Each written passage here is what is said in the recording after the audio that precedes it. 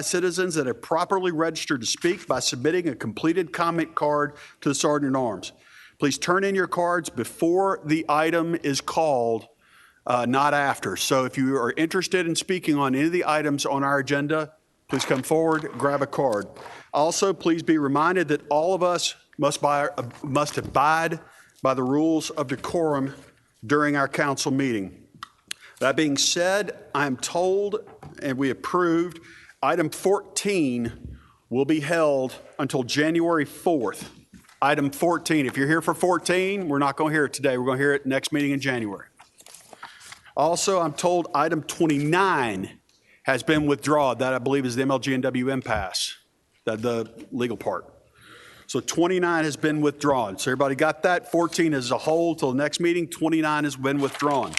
Also, before we get started, it is the chairman's prerogative and the chairman's pleasure to congratulate when she gets here, because I see that she's not, but please make sure that you congratulate our very own Patrice Robinson. Council Lady Robinson's 45th wedding anniversary is today, and she's spending it with us in council. So when you see her, congratulate her. That being done,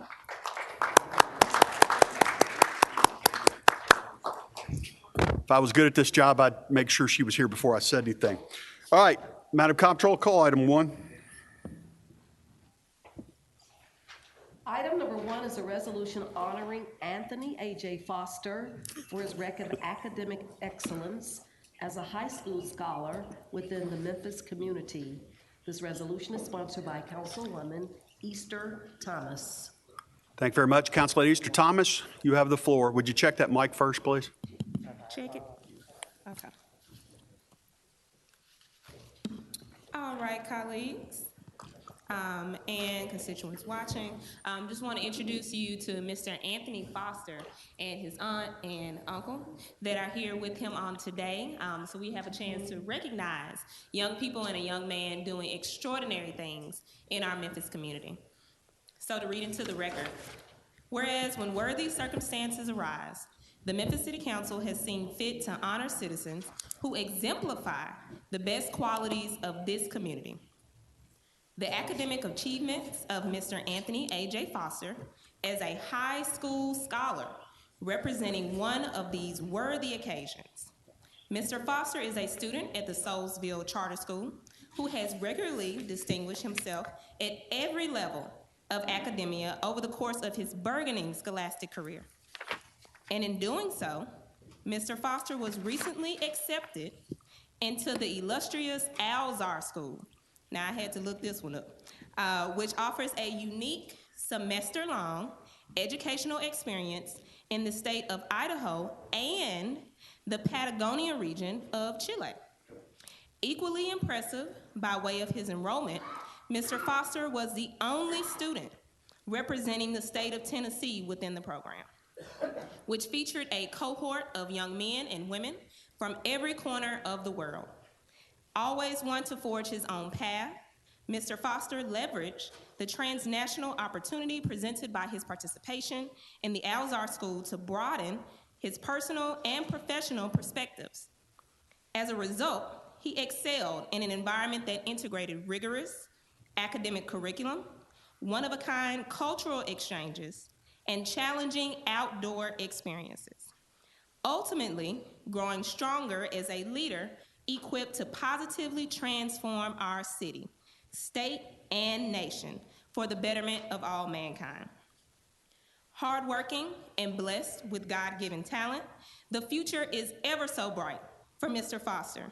As such, the Memphis City Council now wishes to thank him for serving as a beacon of light within our community, illuminating the lives of others by way of his determination to forge new and creative pathways to success, put simply by the way of his willingness to endeavor onward and upward. His spirit serves as an important reminder. There are no limitations as to what you can do, besides the limitations we construct within our minds. Now, therefore, be it resolved that the Memphis City Council celebrates and applauds Anthony A.J. Foster for his record of academic excellence. As a high school scholar within the Memphis community, we look forward to your continued success in the weeks, months, and years ahead. Given by my hand and under the great seal of the city of Memphis, this 21st day of December, 2021, Michael and Easter Thomas, Memphis City Councilwoman, District 7, Chairman Frank Covett. Can you all join me in just applauding this young man for his endeavors and his efforts?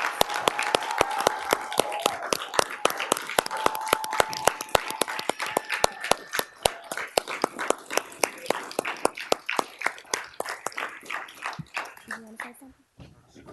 Awesome. First, I want to thank God for blessing me with the opportunity to study abroad for 4 months. Thank you to my family and friends for always supporting me. And lastly, I want to thank the Memphis City Council for taking time to recognize this achievement. With a special thanks to Councilwoman Easter Thomas. Thank you so much.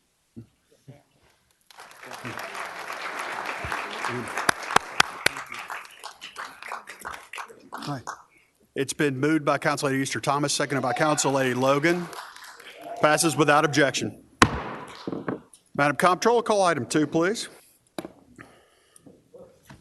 Item number 2 is a resolution approving an honorary street name change of Mallory Avenue between 3rd Street and Riverport Road for Alonzo Grant Jr. and Bernice Crawford Grant. District 6, Super District 8. This resolution is sponsored by Councilman Ford, and there's a request for same-night minutes. Thank you very much. Councilman Ford? Thank you, Chairman. Anybody here from the Grant family? Yes. Get on up here. Come on up. Come on down.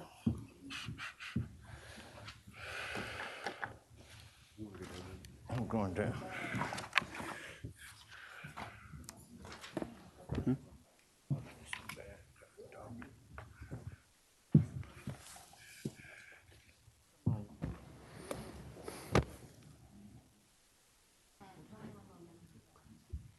Oh, Logan did it, okay. Ford and Logan.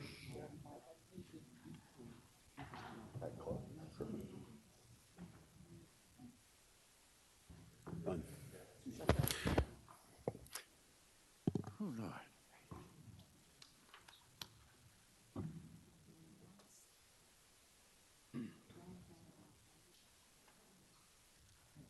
Who's not coming? Okay, I'll put him as absent, thank you.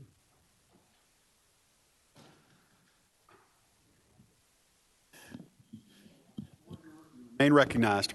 Give me 1 second. Absolutely, sir.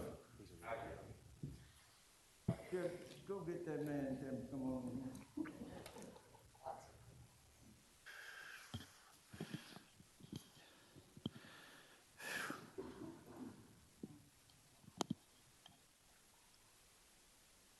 I want to thank y'all. I got Councilman Canale down here with me. My eyes bother me a little bit. He gonna do a little of the reading for me, Logan okay? electronically. Yes. The family that I'm bringing to you all, Georgia's council members should know them very well. Their mother and father brought some good children up. Yeah, yes, sir. They taught y'all a lot of things, huh? Yeah, we're gonna give them a hand clap. Because that's who we're gonna be honoring today for the street name change, okay? Mother and father, none like a mother and a father, okay? These are the holidays that are coming in right now, so hey, make sure if you have your mother and your father, please go give them a hug. Wear your mask now. Make sure that you've taken your COVID test, because you don't want to get to the house and give them COVID, but at least see them. I'm going to take my wife to Mobile. She hadn't seen her family in 2 years. One's 89 and one is 90. But they got their shots and we got all of our the boosters and everything else, because, hey, this is the time that we can kind of be with them again and love on them a little bit, okay? So I'm telling everybody, do that that's out here. This is the giving season, okay? And the loving season. So please, everybody, take caution, protect each other, and enjoy this holiday, okay, that's coming up. Okay. Don't know where Greg is. I'm gonna let you start reading. I'm gonna do the last part. Come right on, Council. Thank you, Councilman. Whereas upon occasion, the City Council approves the naming of specified public roads to honor citizens in the community, and the late Alonzo Grant Jr. and Bernice Crawford Grant are wonderful examples of community members who are deserving of this city's recognition. And whereas Alonzo Grant Jr. was born on July 24, 1927 in Arcola, Mississippi to the late Alonzo and Carrie Wynn Grant, Bernice Crawford Grant was born May 29, 1933 to the late Rodell and Lucille Monger Crawford as the sixth child of 12 children in Memphis, Tennessee. Mr. Grant moved to Memphis in 1948, and he and Mrs. Grant were joined in holy matrimony, and to this union, 3 girls and 5 boys were born. And whereas Alonzo Grant Jr. started a career in the hardwood lumber industry and was hired by Armour C. Bowen Lumber Company in 1949 and was one of the first black supervisors of a Memphis lumberyard. While in this role, he was responsible for recommending and getting more than 100 black men hired at the many lumberyards in Memphis during his tenure. Mr. Grant was in charge of hazardous materials, trucking fleet, forklift team drivers, and shipping of hardwood across the tri-state area, and worked for the company for 50 years until his passing. And whereas Bernice Crawford Grant was a wonderful wife, mother, grandmother, and woman of faith, who over her career worked for Planters Gin, Chickasaw Warehouse, and Southern States. Following her retirement, she enjoyed spending time attending to family matters, serving her community, and caring for her grandchildren until they became of school age. And whereas Alonzo Grant Jr. was a kind, supportive, and considerate man and father who enjoyed woodworking, planting in the garden, working on cars, watching sports, and participating in activities with his children and grandchildren. Some of his favorite activities and adventures with his family were fishing at Flower Lake and visiting Little Rock, Arkansas. Mr. Grant was also a great Christmas cookie and pie baker, a skill that he passed on to his children. And whereas throughout her over 30 years of diligent service to Faith Temple Church of God Pentecostal, Bernice Crawford Grant served as president of the Pastor's Aid Committee, first youth mother, and president of the Mother's Board. In addition, she served as Carver High School alumni mother, secretary of her neighborhood association, president of her block club, ward and precinct captain for the Greater Memphis Democratic Club, and worked with former city councilwoman Janice Foley Love's City Beautiful project. And whereas Alonzo Grant Jr., a man committed to carrying out his duties while contributing to the Memphis and Shelby County community, passed away over 22 years ago. Bernice Crawford Grant passed away on February 17, 2021. They leave to cherish their memories 3 daughters, 4 sons. 1 son preceded Mrs. Grant in death, 35 grandchildren, 36 great-grandchildren, 5 great-great-grandchildren, and a host of nieces, nephews, families, and friends. Now therefore be it resolved by the City Council of Memphis, Tennessee, that congratulations are extended to the family and friends of the late Alonzo Grant Jr. and Bernice Crawford Grant on this day of celebration, that Mallory Avenue between 3rd Street and Riverport Road be designated and always remembered as Alonzo Grant Jr. and Bernice Crawford Grant Avenue. Be it further resolved that the city engineer is requested to affix suitable signs so designating such public. Given under the hands under the great seal of the city of Memphis this 21st date of December 2021, Edmund H. Ford Sr., Council Member Frank Corvette, Chairman. Thank you.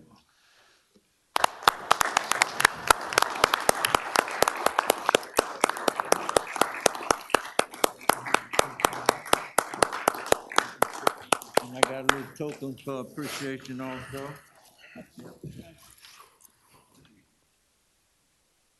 Really nice. It's been moved by Councilman Ford, seconded by Councilman Canale without objection. Oh, and more families coming. Let's get pictures real quick. All right, Greg, you bring my baby on up here. Without objection. I think that's what held him up. This is Greg's daughter. She's had a lot of battles, but look at her. She has not given up. She wants to be an undertaker, y'all. Tell her, you already got EH Board Mortuary badge, and she will work funerals, okay? And everything else. Great. And it's just good to have y'all here. This is his wife also. Now, who's gonna come up and say a few words? Come on. And I Councilman think Ford? everybody just about know who Greg Grant is. Right. And Councilman, when we've heard that, Council Lady Robinson would also like to speak. Okay. Sir, you're recognized. Much. Want to thank the council today for allowing us to come down and be a part of these proceedings. Thank you all for thinking enough of us to honor my mom and my dad, of which this is representative of who they were. Over 50 years with Armsy Bourne Lumber Company in South Memphis, and helped more than 100 men over that time get gainful employment at the various lumber yards in South Memphis. Certainly want to thank the illustrious Ed Ford Sr. for giving us this opportunity and recognizing my parents' contribution to Memphis and to Shelby County. I invited my good friend Lynn Harris, I don't know if she's in this auditorium or not, to be with us to enjoy this opportunity. A once-in-a-lifetime situation, and we don't take it lightly, and we're going to honor what you all have done today. We're going to protect it, and we're going to live up to it, to those core values that we all strive to be a part of. Thank you again. Thank you so much, Councilman Ford, for thinking enough of us to honor us with my mom and my dad. Thank you so much. God bless each one of you, and Merry Christmas and Happy New Year.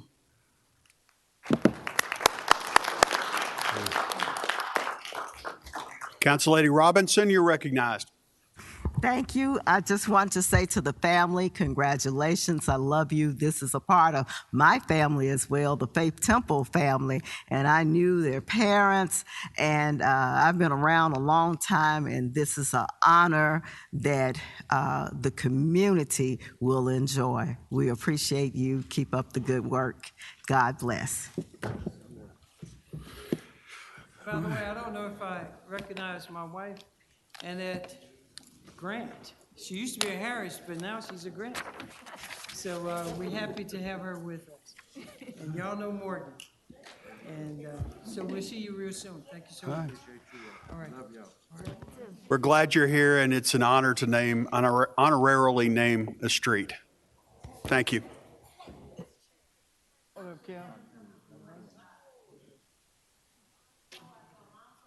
Okay. Cheyenne, Council Lady Johnson, you're recognized. Thank you. I was just trying to make sure all the family members had an opportunity to be recognized. All right. Alonzo, I know you might need to come up and name the rest so we'll know that they're here. Thank you. Get them together. Is that Junior? That's it. That's my brother Marvin, and my nephew Greg, and my sister Sandra, which left, and my other sister Deborah in the back. Who else? That's it. That's about it.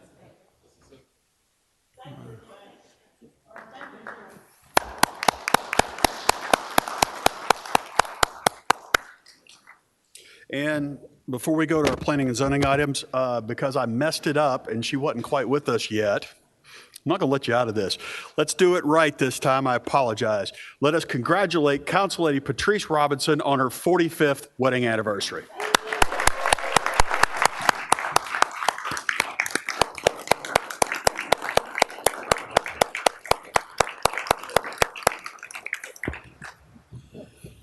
I may be slow, but I never close. All right, Madam Comptroller, call item 4.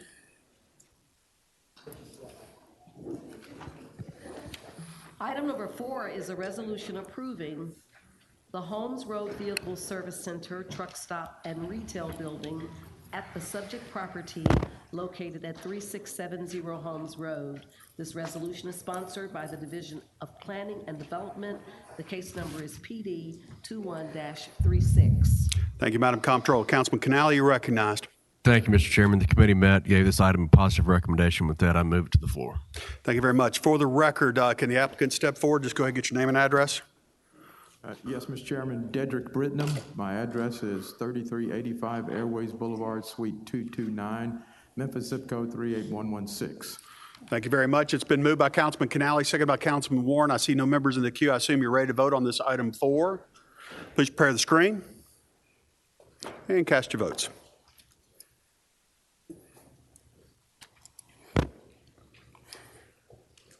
Please show the screen, show the votes. Canale, yes. Carlisle abstained. Easter Thomas, yes. Ford, yes. Johnson, yes. Logan, yes. Morgan, yes. Robinson, yes. Smiley, yes. Swearingen, yes. Warren, yes. Chairman Colvett, yes. Thank you. That item passes. Call item 5. Thank you. Yes, sir. Item number 5 is a resolution approving a special use permit for a vehicle wash establishment at part of 4704 Yale Road. This resolution is sponsored by the Division of Planning and Development. It was held from December 7th. The case number is SUP 21-26. Councilman Canale. Thank you, Mr. Chairman. The committee met, heard this item for the second time, and approved it as amended. With that, Councilman Logan has already moved it to the floor. All right. Her district. Roger that. Moved by Council Lady Logan, seconded by Councilman Warren. I see Councilman Carlisle in the queue. You're recognized. Thank you, Mr. Chair. To clarify the amendment, so this is as amended. I guess I'm going to clarify it. So I guess it's getting passed. Are you passing it out right now? Ashley, does everybody have a copy of this? Okay. All right. The condition for the record is building permits shall be issued at 2 of the proposed lots immediately to the north and east of the subject site prior to the issuance of a certificate of occupancy for the proposed use at the subject site. So in plain English, this will allow the applicant to proceed with building the car wash location so that they're not held up, but they can't get a certificate of occupancy. They can't open the business, open it up until they've got building permits for the site immediately to the north and the east. And I believe this has been accepted as a friendly amendment. All right. We have a friendly amendment, but it's been explained. Ms. Reeves, let me go ahead and get your name and address for the record as the applicant. Yes, sir. Cindy Reeves, SR Consulting, 5909 Shelby Oaks Drive, Suite 200. All right. The amendment has been read. Do you have a question? You're looking like you have a question or clarification. I just have one question. Instead of it being immediately, could we have the flexibility to pick a spot on Yale and not just right next door to the car wash?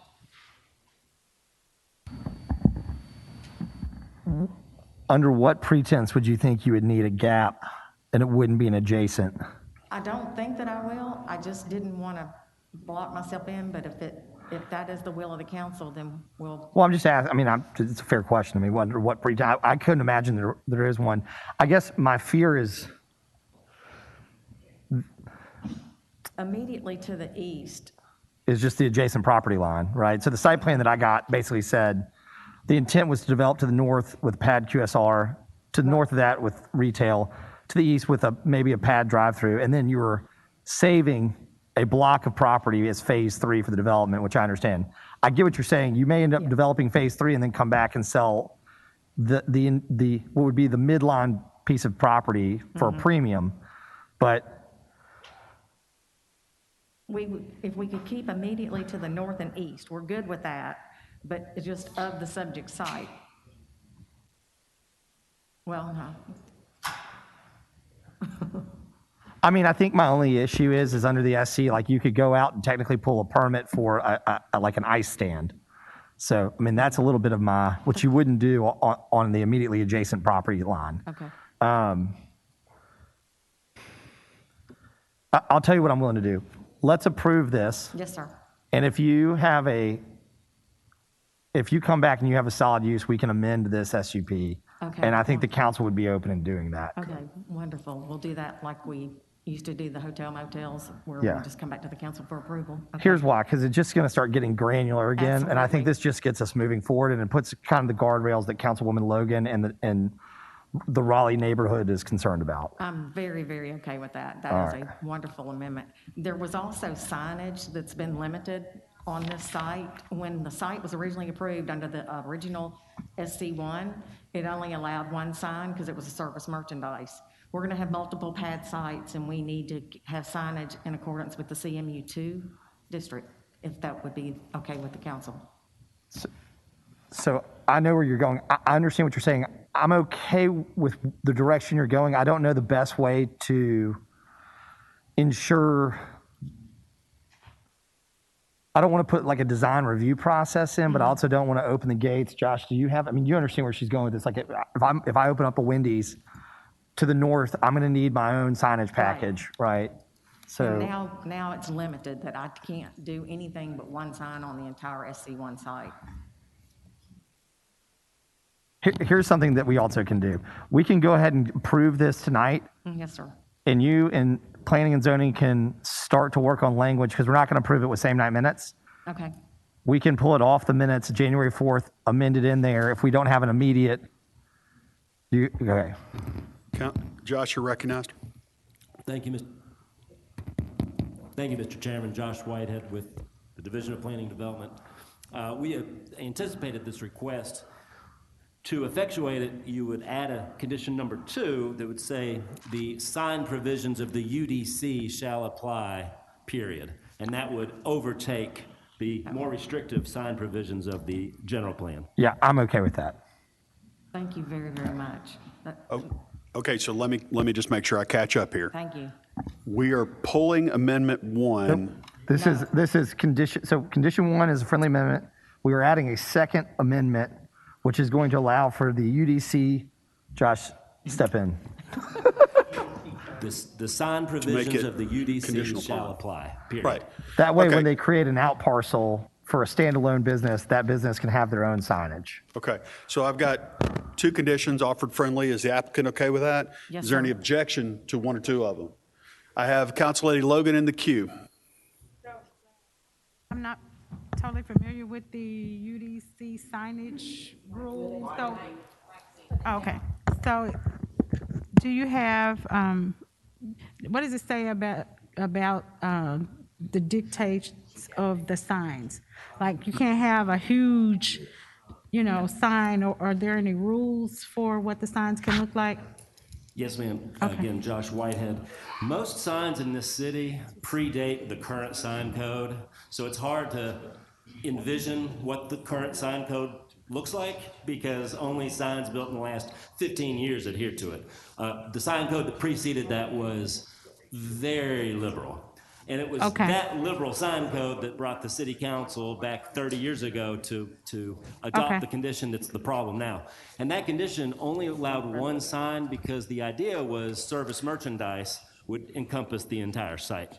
So under the UDC, signs can be 25 feet in height and 10 feet back. If you want something more restrictive, speak now or forever hold your peace, such as monument signs of 10 feet in height. That would be extra. What is typical for the area is a question. A question, Council Lady, would be is what is typical for the area? A service merchandise would only need 1 sign. I see why your request is to hold to the UDC. The UDC speaks to a certain square footage, but also I'm curious as to what is the typical signage, style, size, square footage in the area. Do we know just off the top of our head? I don't really know off the top of my head. I can't remember what Starbucks across the street had.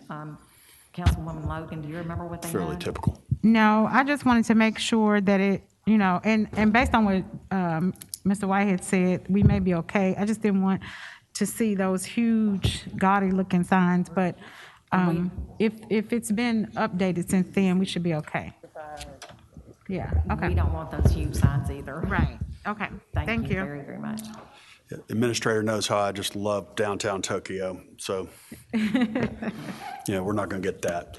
Good to go. Okay, so I have 2 conditions as a friendly amendment. I have no opposition. All right, therefore it is in. I have no other members in the queue. It was moved by Council Lady Logan, second by Councilman Warren. Again, seeing no members in the queue, I assume you're ready to vote on item 5 as amended. Cast your votes.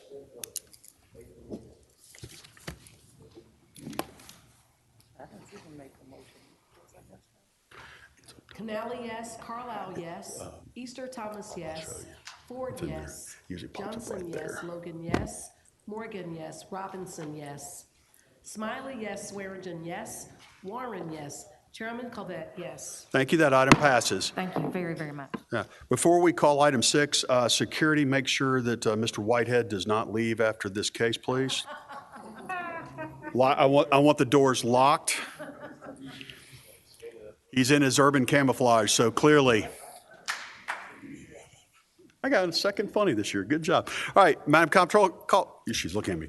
Call item number 6. 6 is a resolution approving a special use permit for light manufacturing of metal products at 3050 Lamar Avenue. This resolution is sponsored by the Division of Planning and Development. The case number is SUP 21-33. Thank you very much. Councilman Canali. Thank you, Mr. Chairman. The committee met, gave this item a positive recommendation. With that, I move it to the floor. Thank you very much. Been moved by Councilman Canali, seconded by Councilman Warren. Ms. Reeves, can I go ahead and get your name and address for the record? Cindy Reeves, SR Consulting, 5909 Shelby right Oaks here. Drive, Suite 200. Jamita. This one's not near as complicated. All right. Thank you very much. I see no members in the queue. Moved by Canali, seconded by Warren. Assume you're ready to vote on item 6. Please press screen and cast your vote. Canali, yes. Carlisle, yes. Easter Thomas, yes. Ford, yes. Johnson, yes.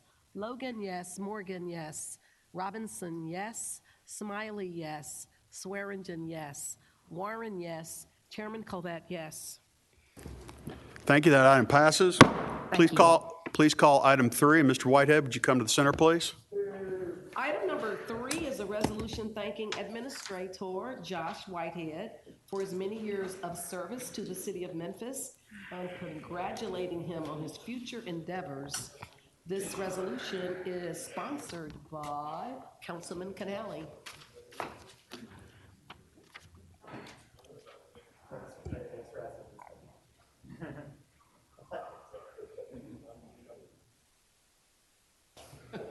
What time is it? Second at 1. Push second at 1. Thank you, colleagues. Before I read this resolution, when I first joined this body, I didn't fully grasp the depth of expertise that Josh Whitehead had in his division. But over the last 12 months, I've certainly understood his knowledge and his leadership and his expertise in his field. And what I do know is that he's going to leave a huge void, and he leaves some huge shoes to fill. You should have worn your elf shoes since you had the rest of your North Pole outfit on. He's been an amazing public servant. We wish him all the best in his next endeavor, but he will certainly be missed. Whereas when worthy circumstances arise, the Memphis City Council has seen fit to honor citizens who have served this great city, and Josh Whitehead is without question such a citizen. And whereas having spent over a decade in public service, during which Josh Whitehead dutifully, expertly, and with good humor oversaw over 1,000 public meetings during his tenure as the zoning administrator for the Memphis and Shelby County Division of Planning and Development. And whereas Mr. Whitehead graduated from the University of Memphis with a degree in city planning, received a master's in community planning from the University of Cincinnati, and his Juris Doctor from the University of Memphis, where he has been an adjunct professor at both the Cecil C. Humphreys School of Law since 2014 and the Division of City and Regional Planning for several years prior. And whereas after law school, Mr. Whitehead served as the Planning Division Director for the City of Germantown and Assistant City Attorney, before being appointed by Mayors A.C. Wharton Jr. and Mark Luttrell Jr. to serve as the Director of the Memphis and Shelby County Office of Planning and Development in 2010. And whereas Mr. Whitehead's contributions to OPD in the city of Memphis are emblematic of his fierce intellect, dynamic leadership, and dedication to his area of expertise nearly every month for 11 years. Mr. Whitehead has led the planning staff member for the following committee meetings: Land Use Control Board, Board of Adjustment, Landmarks Commission, Technical Review Committee, 2 City Council and County Commission meetings. And whereas in addition to his hectic and constant schedule of meetings and managing department staff, Mr. Whitehead has also been a central player in reshaping and modernizing Memphis by first helping to write the 2010 Unified Development Code, which fundamentally changed building and zoning codes, and Memphis by centering the importance of walking-friendly and aesthetic neighborhoods, as well as continuing to the city's long-term comprehensive plan, Memphis 3.0, that helps guide development decisions in the city and has won numerous national awards. And whereas Mr. Whitehead has built a monumental professional and personal legacy for himself, his unmatched ability to recall building and zoning codes and their history at a moment's notice, and has solidified his professional legacy. And it is his quick wit, enthusiasm, patience, and storytelling that has made Mr. Whitehead such a pleasure to have at City Hall for the past decade. And whereas the city of Memphis is indebted and beholden to Mr. Whitehead for bringing so much ingenuity, subject matter expertise, and passion to the zoning administration role, we thank him. Now therefore be it resolved that the Memphis City Council formally and sincerely thanks Josh Whitehead for his significant contributions to the city of Memphis in his capacity as zoning administrator, given by my hand under the Great Seal of the City of Memphis this 21st day of December 2021.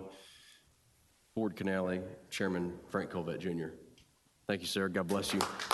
Best wishes. Item passed.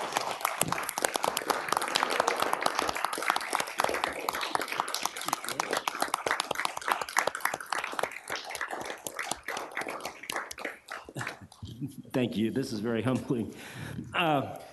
Yesterday, the county commission did something equally as nice, so I will try not to repeat my comments 2 days in a row. That's terribly boring. So I started thinking about, okay, different comments.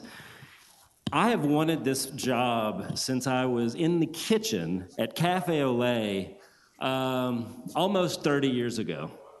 And it's really been a dream job. And at the time, I didn't know the interaction I would have with this body, because coincidentally, I was that kid who would watch city council meetings and geek out over someday being part of it. I can't imagine how cool it is to be on the city council, but for me, it was cool to go to city council and speak to city council. So I'm having a cool moment right now. One of the key jobs, and I'm glad you noted humor, because this land use job is not for the person with thin skin. And for that first few months, people who I thought were my friends, and this is about like being an elected official, right? People who you thought were cool became uncool, and vice versa. Over my 11 years here, there's been 5,000 cases where we've had to opine. Thumbs up, thumbs down, send them to the Lions, etc. And those recommendations have received varying levels of feedback from the community. And do you know, on less than 1%, I would say, of those recommendations, I actually had to sit down with my staff and give them guidance. I have been blessed with such a great staff over these many years that I would be able to defend our recommendation regardless, knowing it was their recommendation. They are the most intimately knowledgeable of these cases. We call them project managers for a reason. They take these cases from cradle to grave.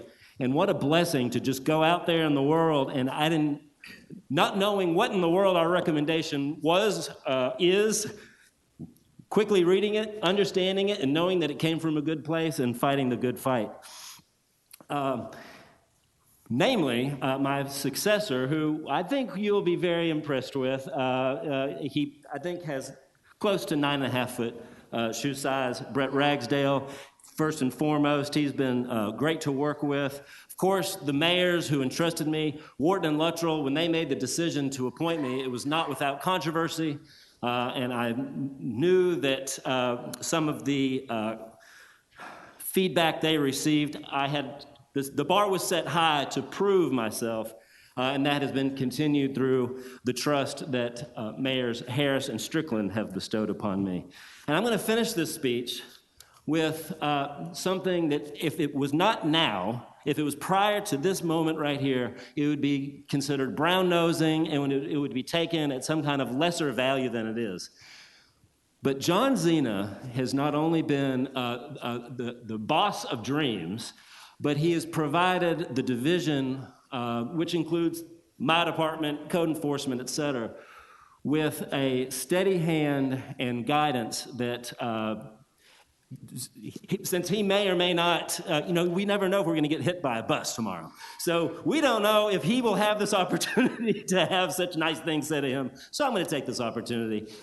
He has been a great boss, a great division leader, and I'll come to whatever resolution y'all bestow upon him, assuming he's not hit by a bus. Thank you, and thank you, Frank.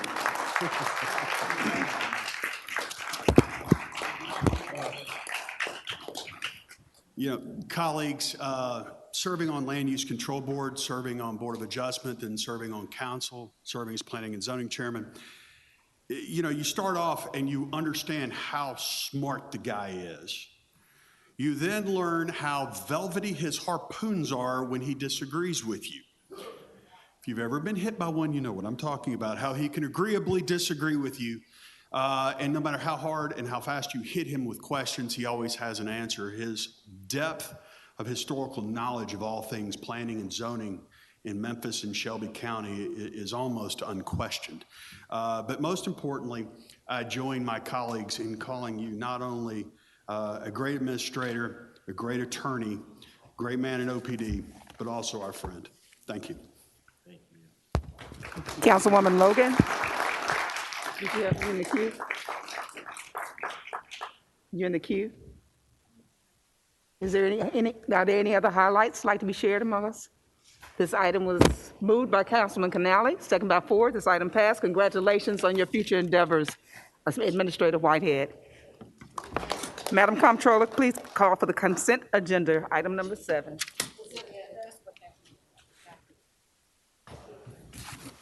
It will take us to item number 7, a referendum ordinance amending Article 27, Section 190 of the Charter of the City of Memphis, same being Chapter 11 of the Acts of 1879 as amended, and relative amendments thereto pursuant to the provisions of Article 11, Section 9 of the Constitution of the State of Tennessee, Home Rule Amendment, to allow specified personnel employed with the divisions of police and fire services to reside within 50 miles from the city of Memphis. Up for first reading, ordinance number 5814 is sponsored by Councilman Morgan and Councilman Canale. Item number 8 is an ordinance for designation of qualified public use facility, creation of the Peabody Hotel Tourism Development Zone, tourism surcharge, and otherwise providing with the foregoing. Up for first reading, ordinance number 5815 is sponsored by the Downtown Memphis Commission and Center City Revenue Finance Corporation. Item number 9 is an ordinance renaming 4th Street between Union Avenue and E.H. Crump Boulevard as Ida B. Wells Barnett Street.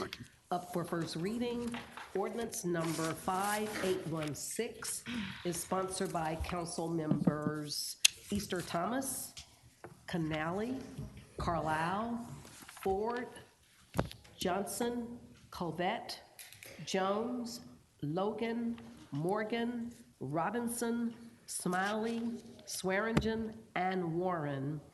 Item number 10 is up for second reading. Ordinance number 5813 is sponsored by the administration. Item number 11 is a resolution approving the engineering plans entitled 481 East Mallory Avenue Storage, LLC. The contract number is CR-5391. And on our add-ons, we have item number 39, resolution approving an honorary street name change of Humphreys Boulevard between Walnut Grove Road and Shady Grove Road for Dr. Mari Brunstein Boulevard. For Dr. Mari Brunstein.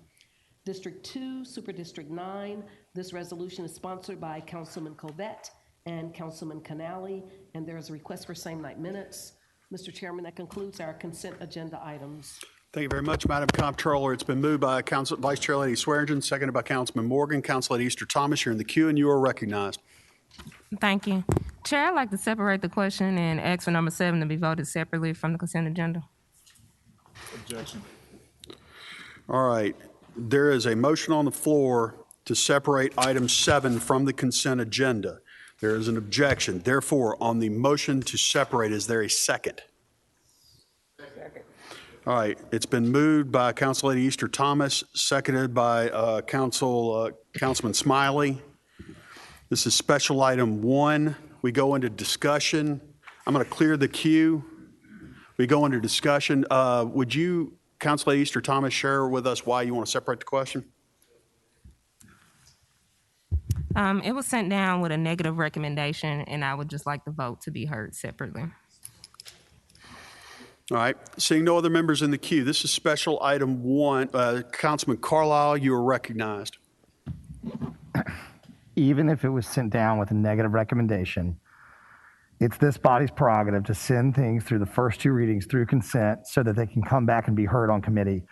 It's absolutely out of order if this was your prerogative to not have the chief of police here, to not have had this heard in committee, to not have had the debate that was necessary, that even Councilman Warren said that we were going to have. So for you to try and pull it off the agenda and kill it today is honestly just shocking and sad and abhorrent based on the policies and the tradition of the council, and especially not to give the police chief and those stakeholders an opportunity to weigh in on it.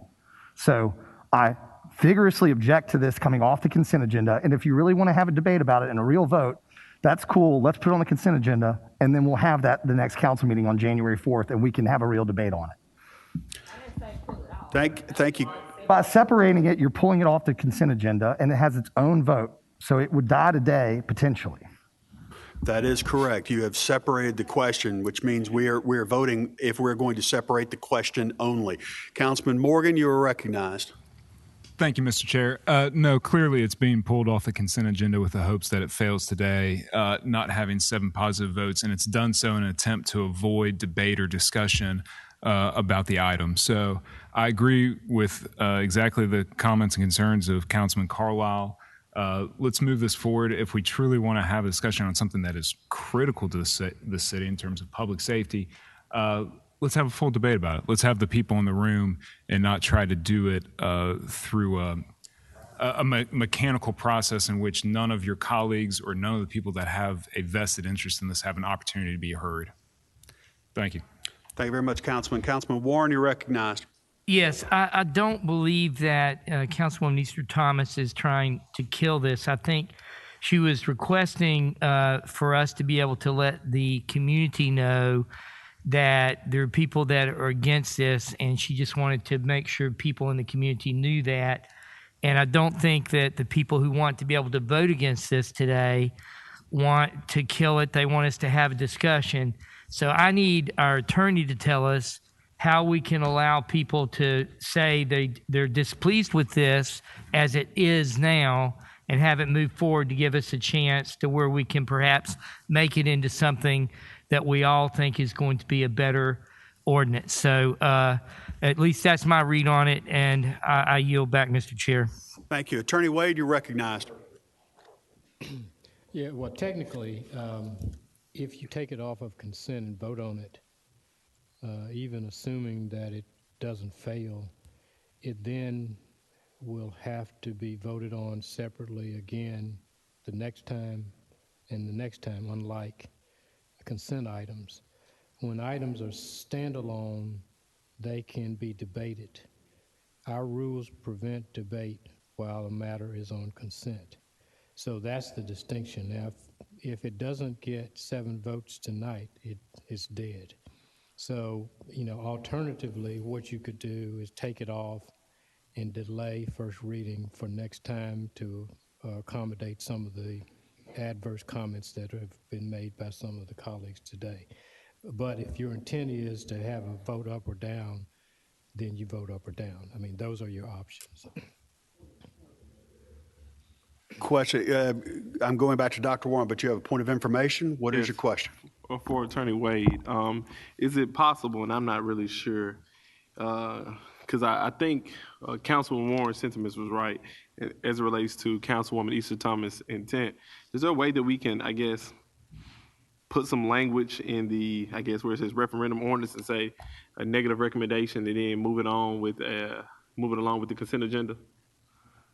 I mean, basically, you've had that at the committee level now. It has a negative recommendation on the consent agenda.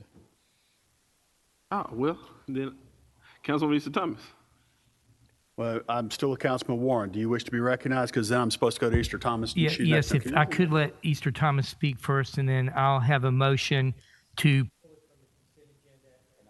it for reading next time in the consent agenda, if that would be okay. All right. Council Lady Easter Thomas, you're recognized. Thank you, Chair. I just want to make clear that we have had robust discussion on this, if we do recall the months in 2020. So it's not like I was waiting until somebody wasn't here. We were all here last year debating the same thing. But as Councilman Warren said, as you do with anything, as we saw last council meeting and council meetings before, we pull stuff off the consent agenda all the time to bring attention to it and where our thoughts lie. So I'm not gonna go back and forth with this because it's the last meeting and I'm done speaking on it. But Warren has a motion on it, and I separated the question to simply separate the question from it being on the consent agenda. But in no way, by no means, are we trying to do anything sneaky up here, and have we not had a conversation on anything? So I just want to make that clear. Thank you very much. All I have on is motion to separate. Counselor. You know, I might make a suggestion. Sometimes these items are very important, and when it goes on consent, I mean, I don't usually care. You have one debate on third reading; those can be delayed. But if this is perceived to be a significant item, I think it may be worthy of having debate on every reading. So I think you could separate the question and then just have it as a standalone item, each item until you get to third reading. And I think that would accommodate the importance of it and give full debate and dialogue before a vote is taken. Well, Mr. Carlisle's been waiting. Would you like to hold on to your point of information? All right, Councilman Warren, you're recognized.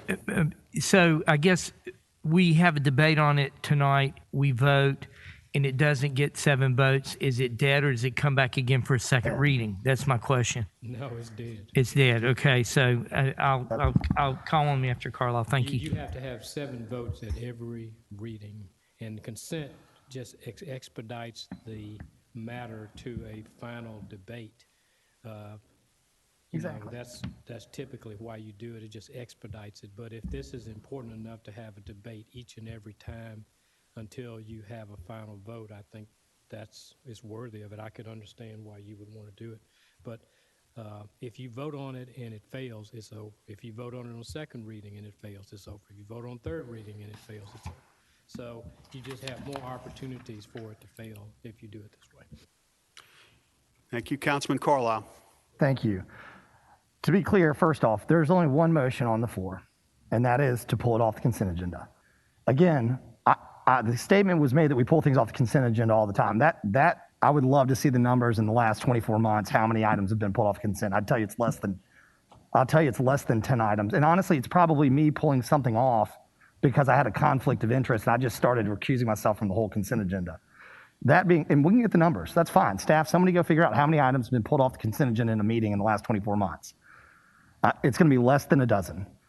Secondly, and most importantly, if you guys wanna sit here every single meeting, have a drop down, drag out fight, we can do that, and everybody can be exhausted by the end of it, or we can do what we normally do, allow this thing to go properly through the first 2 readings on consent. We can have one final debate. We can give proper notice to citizens that want to speak for it and against it. We can allow the chief of police to make her position official, although I'm pretty sure she's comfortable with relaxing the residency requirements, but she can speak for herself. And we can do this the way that we've always done it. I understand Councilwoman's position. Just so the public is clear, she is not for putting this on the referendum. So if it's this idea that one person wants to pull it off so that they can vote every time against it, it's just going to create a huge problem, like just administratively. So the idea that by the way, just about 2020, as a matter of fact, tell you what, we can go ahead and vote on this tonight. I really want you, especially if you're running for office, to vote down putting this on the ballot and letting people vote for themselves about where they want their police officers.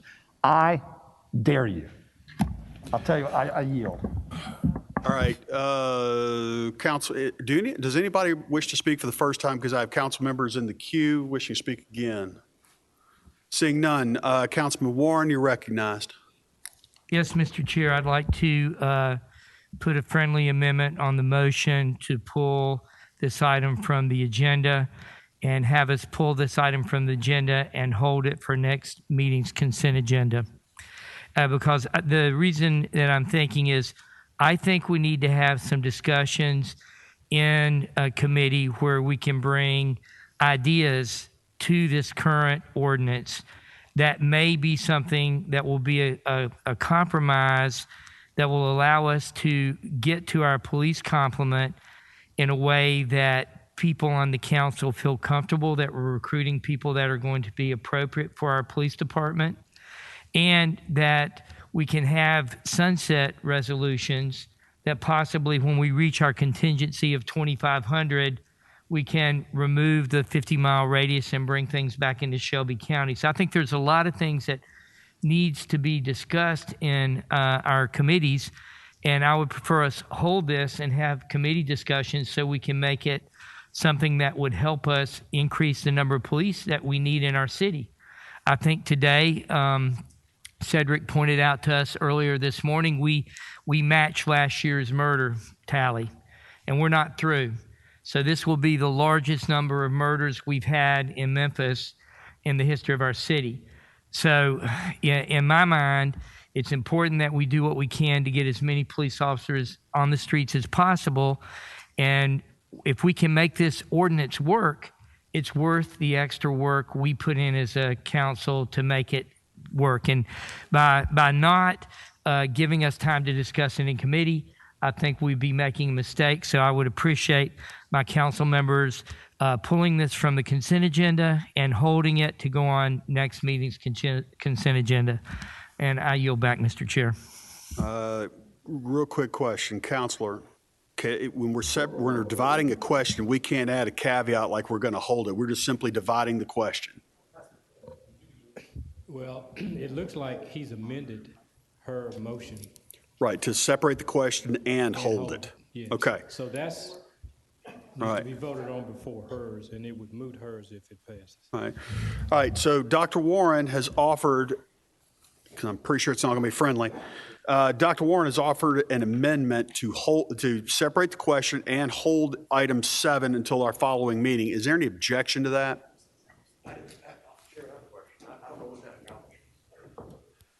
Well, I mean, consent can move to the next meeting. well, yeah, if you separate the question, we're going to basically go through the consent agenda and we will hear item 7 separately. And hold it. And then hold it, correct. For no reason. I think Dr. Warren expressed a reason. So it may be no reason, but he expressed one that you need to acknowledge. Let me make sure time, guys, time. Let me make sure I understand this. We separate the question, mean we will vote on the rest of the consent agenda, pass that or don't. Then we will hear item 7 because we have separated it. We will actually hear it as if it was a typically called item. Okay, so I have a motion now to pull item 7 and hold it until the next meeting. All right, I need a proper second because I do have an objection. All right, it's been moved by the amendment has been moved by Dr. Warren, seconded by Michael and Easter Thomas. All right, I go into debate on that motion. Is there any further debate? Councilman Warren, you're recognized. No, strike that. Councilman Morgan, you're recognized. Thank you, Mr. Chair. I'll keep it short. Typically, as I've been here over the last 6 years, if you wanted something to fail, you brought it off consent agenda. You put the burden on the people that want it to pass because it has to pass 1 vote, 2 votes, 3 votes. Sometimes it was done when council members were absent.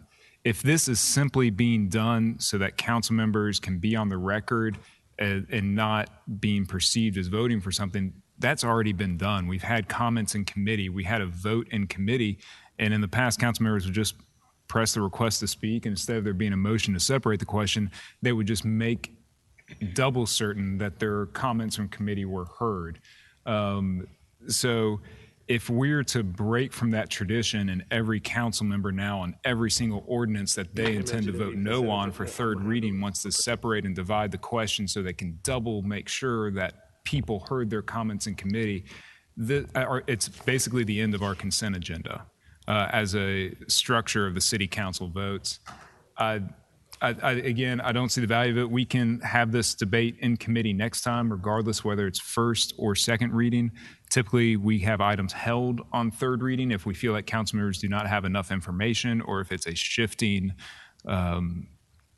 dynamic in which we're not sure that the vote is, occurring at the right time. But in this instance, I see no reason for a hold. I agree with Councilman Canale. All right, Councilman Canale.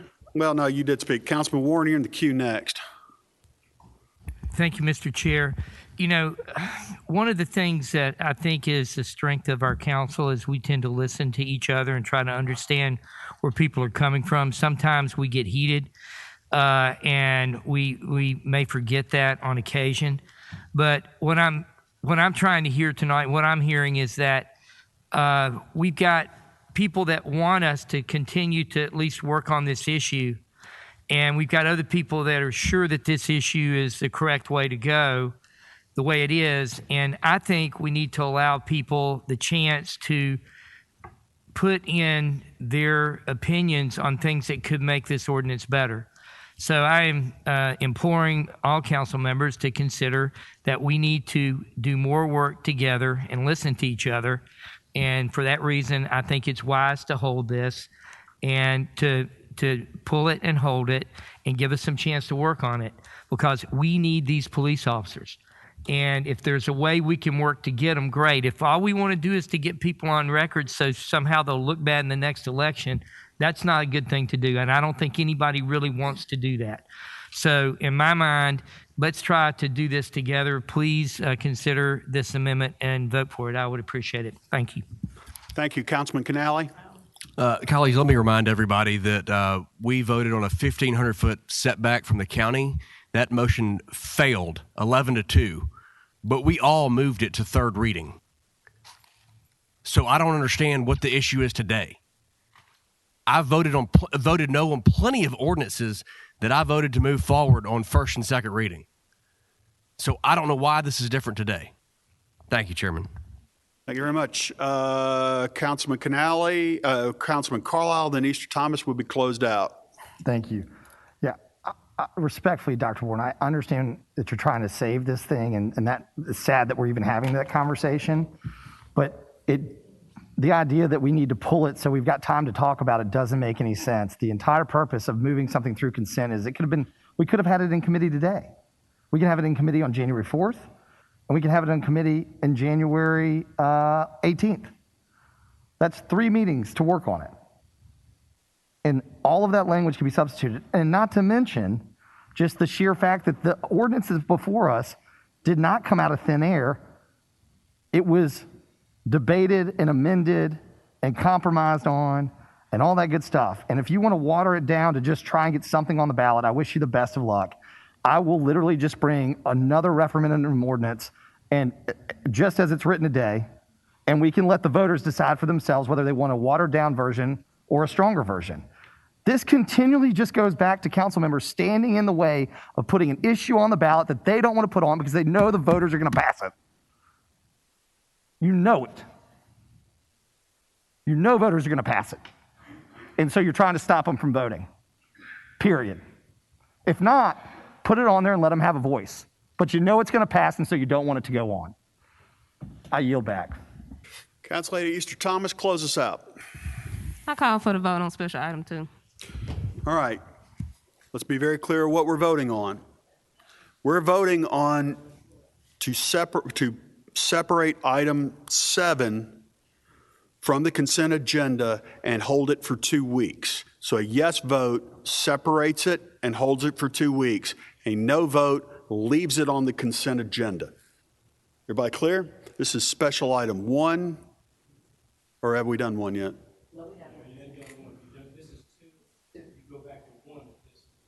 Correct. And we're now special item 2. Please prepare the screen.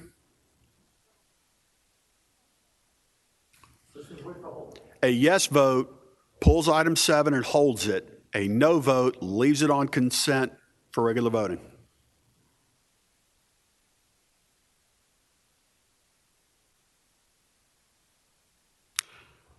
Show the votes, please.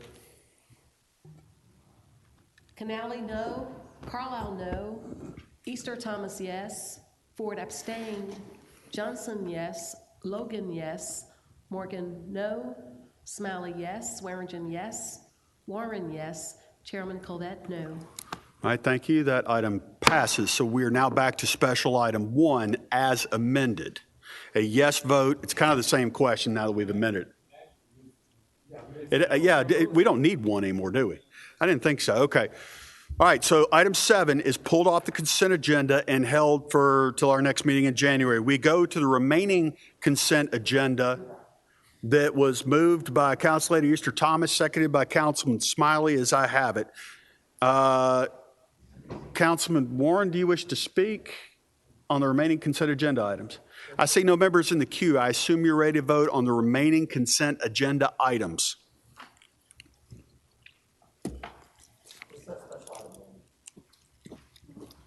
I'm sorry, please change that to consent agenda.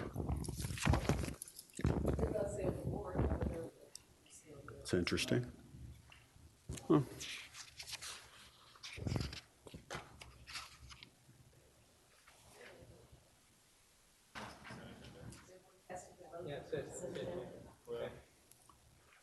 I don't have a voting screen. Do you? There we go. Give us the screen again, please.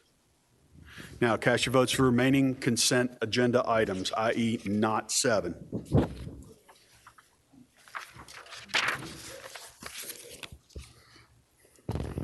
Canale, yes. Carlisle, yes. Easter Thomas, yes. Johnson, yes. Logan, yes. Morgan, yes. Smiley, yes. Swearingen, yes. Warren, yes. Chairman Colette, yes. Thank you. That item passes. Call our fiscal consent agenda, please. Item number 12 is a resolution accepting state appropriation grant funds of $1,300,000 from State of Tennessee Department of Finance and Administration for the Levitt Shell, Council District 5, Super District 9. This resolution is sponsored by Memphis Parks. There is a request for same night minutes. Item number 13 is a resolution to accept grant funds in the amount of $35,000 from PetSmart to fund major life-saving initiatives. All council districts. This resolution is sponsored by Memphis Animal Services, and there is a request for same night minutes. Mr. Chairman, that concludes our fiscal consent agenda items. All right, been moved by Councilman Warren. Need a second. Been seconded by Councilman Morgan. See no members of the queue. I assume you're ready to vote on your fiscal consent agenda. Please press the screen. Cast your votes.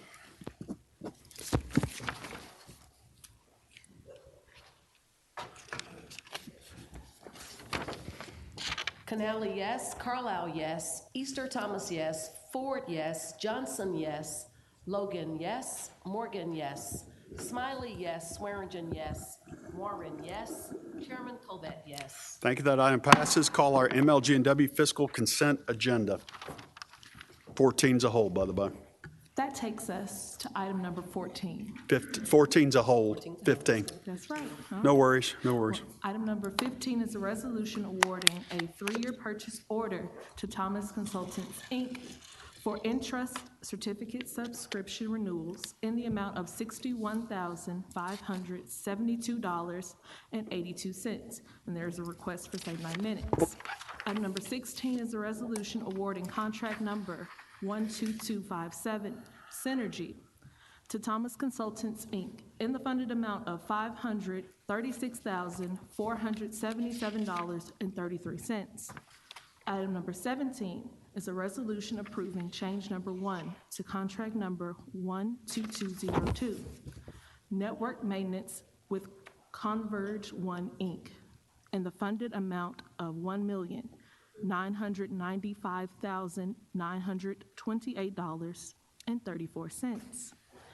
Item number 18 is a resolution approving renewal of cooperative agreement number 5447 USGS/MLGW investigation of water resources for the period of January 1st, 2022 to December 31st, 2023, stipulating that a sum of $174,000 will be furnished by the division, and like sum will be furnished by United States Department of Interior Geological Survey. Item number 19 is a resolution approving change number 2 to contract number 12122, audit assurance and advisory services with Banks, Finley, White and Company in the funded amount of $200,000. Item number 20 is a resolution adopting the following amendments to the Memphis Light, Gas, and Water Retirement and Pension Systems as amended and restated effective January 1st, 2015. 1. Article 6, Section 6.1, Normal Retirement Benefit, subparagraph B, Minimum Benefit, shall be amended by the addition of new subsections 1, 3, and 2.3. 2. Article 6, Section 6.3, Ordinary Disability Retirement Benefit, subparagraph B, Minimum Benefit, shall be amended by the addition of the new subsections 1, 3, and 2.3. 3. Article 6, Section 6.4, Disability in the Line of Duty Retirement Benefit, subparagraph B, Minimum Benefit, shall be amended by the addition of the new subsection 1, 3, and 2.3. And 4. Article 8, Section 8.5, Minimum Death Benefit, shall be amended by the addition of new subsection A3 and B3. Item number 21 is a resolution awarding contract number 12306, Legal Research Services to West Publishing Corporation, doing business as West, a Thomas Reuters business, and the funded amount of $226,487.88. And finally, item number 22 is a resolution approving a position for a computer software specialist 3. Mr. Chairman, that concludes our MLGW fiscal consent agenda. Thank you very much. Good job. Welcome aboard. If we get the screens cleared up, that I'm showing fiscal consent. Can we have MLG&W fiscal consent on our screens, please? There we go. Now I got it. Councilman Smiley.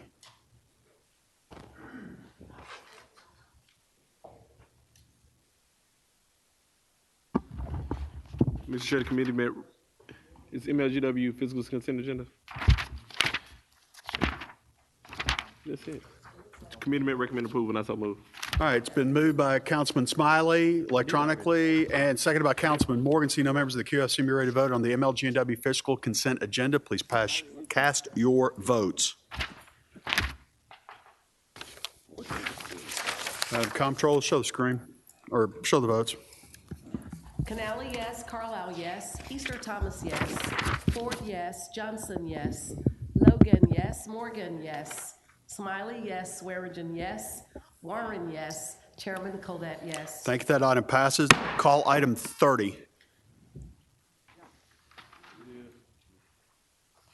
Item number 30 is a resolution terminating impasse procedure, all council districts. This resolution is sponsored by Councilman Colette. Thank you very much. It's been moved by Councillady Logan, seconded by Councilman Warren. Seeing no members of the queue, I assume you're ready to vote on item 30. Please prepare the screen and cast your votes.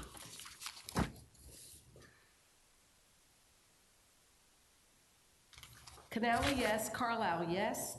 Easter Thomas, yes. Ford, yes. Johnson, yes. Logan, yes. Morgan, yes. Smiley, yes. Swearingen, yes. Warren, yes. Chairman Covet, yes. Thank you. That item passes. Call item 28, and colleagues, I'm going to ask that without objection, we make this same night minutes. Madam Comptroller, 28. Item number 28 is a resolution to approve the 2022 electric, gas, and water operations and capital budget. This resolution is sponsored by MLGW Division. It was held from November 16th, and there is a request for same-night minutes on this item. Thank you very much. It's been moved by Councilman Morgan, second by Councilman Canale. Councilman Carlisle, you're in the queue. You're recognized. Yes, I just have one question. It may be for MLGW, maybe for Alan, but because the impasse was terminated and the administration and the union, those changes to the budget are automatically folded in to what we're voting on today? Okay, all right, thank you. The answer is yes, by the way, just for the record. All right, thank you, Councilman Carlisle. It was moved by Councilman Morgan, second by Councilman Canale. See no members in the queue. I assume you're ready to vote on item 28. Please press the screen. Cast your votes.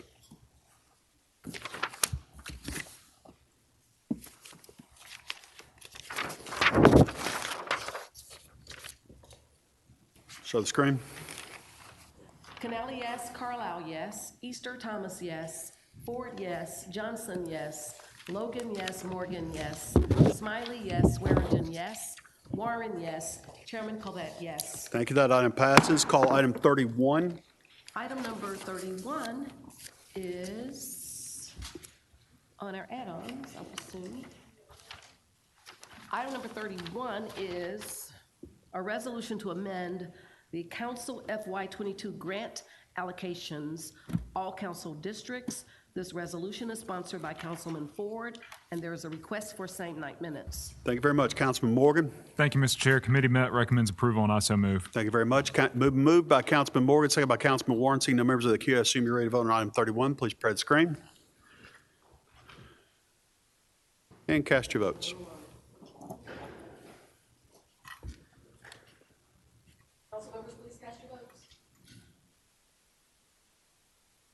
Show the screen. Canale, yes. Carlisle, yes. Easter Thomas, yes. Ford, yes. Logan, yes. Morgan, yes. Smiley, yes. Swearingen, yes. Warren, yes. Chairman Covet, yes. Thank you very much. Call item 32.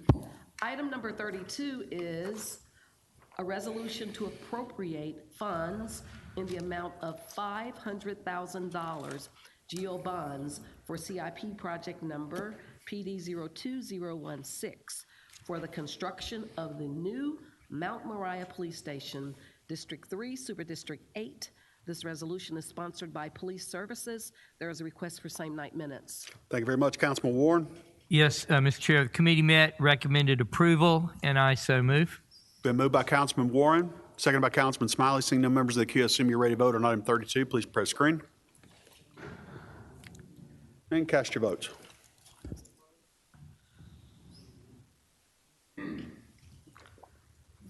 Canale, yes. Carlisle, yes. Easter Thomas, yes. Ford, yes. Johnson, yes. Logan, yes. Morgan, yes. Smiley, yes. Swearingen, yes. Warren, yes. Chairman Covet, yes. Thank you very much. That item passes. Call 33. Item number 33 is a resolution to appropriate funds in the amount of $382,500 in GO bonds for CIP project number PD 02018, Police Services Violent Crimes Unit, VCU renovation, District 5, Super District 9. This resolution is sponsored by Police Services, and there is a request for same-night minutes. Thank you very much. Councilman Warren. Yes, the committee met, recommend approval, and I so move. And did we say same-night minutes on the last one? Absolutely. Confirmed. Okay, good. Please do so electronically. Electronically, please. Been moved by Councilman Warren, seconded by Councilman Morgan. See no members of the queue, I assume you're ready to vote on item 33. Please press the screen and cast your votes. Warren and Morgan.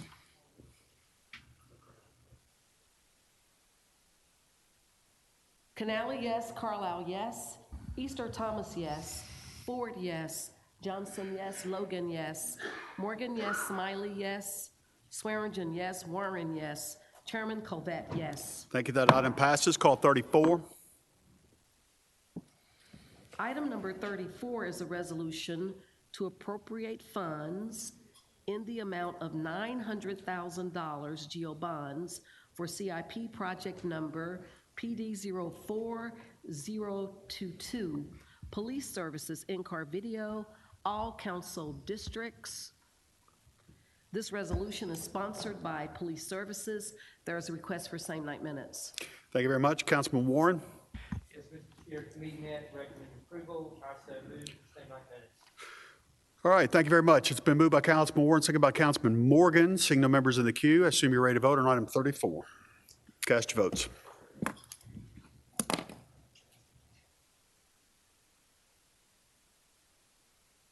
Canale, yes. Carlisle, yes.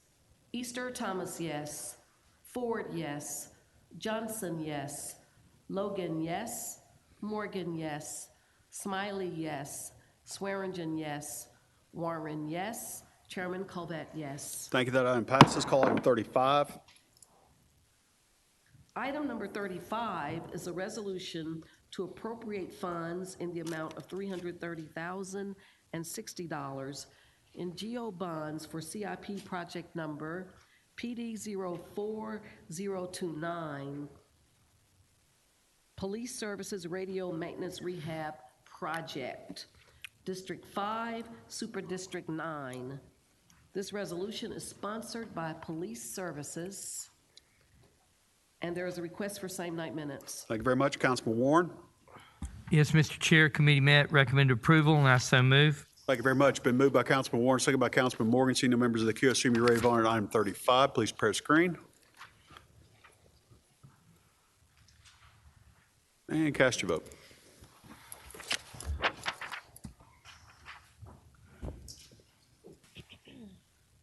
Canale, yes. Carlisle, yes. Easter Thomas, yes. Ford, yes. Johnson, yes. Logan, yes. Morgan, yes. Smiley, yes. Swearingen, yes. Warren, yes. Chairman Colvett, yes. Thank you. That item passes. Call item 36. Item number 36 is a resolution to accept a grant agreement between the City of Memphis and Everytown for gun safety in the amount of $100,000 to support partial salary of GBIP data fellow for 2 years to collect, analyze, and organize information related to gun violence. All council districts. This resolution is sponsored by the administration. There's a request for same night minutes. Thank you very much. Councilman Warren. Yes, Mr. Chair, committee met, recommend approval, and I so move. Been moved by Councilman Warren, seconded by Councilman Morgan. Seeing no members in the queue, I assume you're ready to vote on item 36. Please press screen and cast your votes.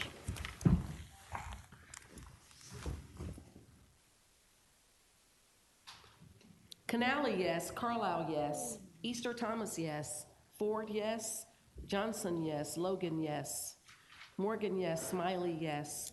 Swearingen, yes. Warren, yes. Chairman Colvett, yes. Thank you. That item passes. Call 37. Item number 37 is a resolution requesting the approval to sell 2 city-owned parcels located at 0 Democrat Road, parcel ID number 07301700205, and a portion of 3720 Knight Arnold Road, parcel number 07301700206, Memphis, Tennessee 38118, District 4, Super District 8. This resolution is sponsored by General Services. There is a request for same night minutes. Thank you very much. Councilman Warren. Oh, Smiley, I'm sorry. My bad. We kind of look alike. It's okay. Committee approved, and I so move. Electronically, please. Sorry about that, Smiley, Governor. amendment. Electronically. Oh, one more time. Cool. Moved by Councilman Smiley, second by Councilman Morgan. Seeing no members of the queue, assume you're ready to vote on item 37. Please press the screen.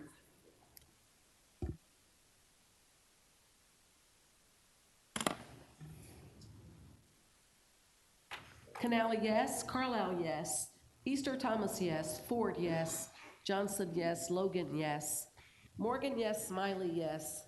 Swearingen, yes. Warren, yes. Chairman Covet, yes. Thank you very much. That item passes. Call item 38.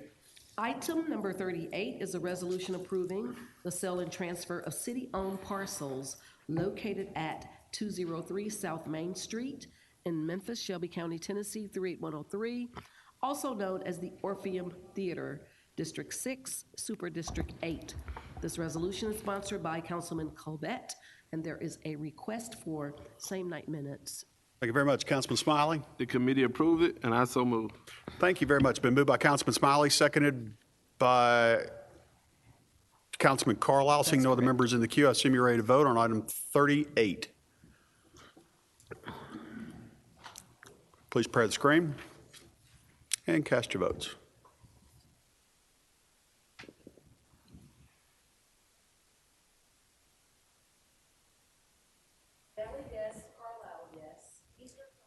Canale, yes. Carlisle, yes. Easter Thomas, yes. Ford, yes. Johnson, yes. Logan, yes. Morgan, yes. Smiley, yes. Swearingen, yes. Warren, yes. Chairman Colbert, yes. Thank you. That item passes. Before I go to our regular agenda, staff, have I covered all the same night minutes? I got a thumbs up. Okay. That covers our business. Let's. Well, it's the third and final reading, so yeah. If we want to, we can. All right, let's go with item 23 if we could.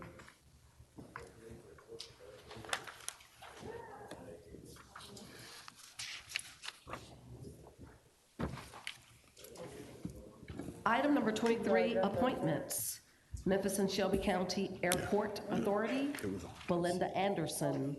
Deputy City Court Clerk, Calvin Williams. Mr. Williams was held from December 7th. Wait a minute, I apologize. I was doing two things. 23, I thought, is the appointment of Belinda. 23 is an appointment to the Memphis and Shelby County Airport Authority, Belinda Anderson. All right, Councilman Carlisle, you're recognized. Thank you, Mr. Chairman. Committee met recommends approval, and I so move. Thank you very much. Been moved by Councilman Carlisle, seconded by Councilman Warren. Seeing no members in the queue on item 23, I assume you're ready to vote. Please prepare the screen, cast your votes.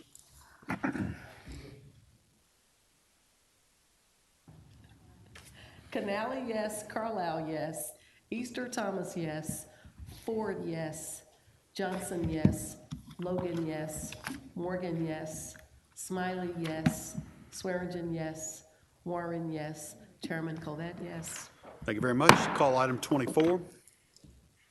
Item number 24 is an appointment, Deputy City Court Clerk, Calvin Williams, held from December 7th. Thank you very much. Councilman Carlisle. Thank you, Mr. Chair. The committee met, recommended approval, and I so move. Thank you very much. Been moved by Councilman Carlisle, seconded by Councilman Warren. Before I go to the queue, I do have a card from Miguel Tyree. Do you Mr. wish Chair, to hear? I just have a point of order really quickly on the motion. Just for what it's worth, we still have not received the typical paperwork, which would be a letter from the mayor and a resume in our files. We can proceed, but I just want to put it on the record that that's true. So just an ordinary course of business.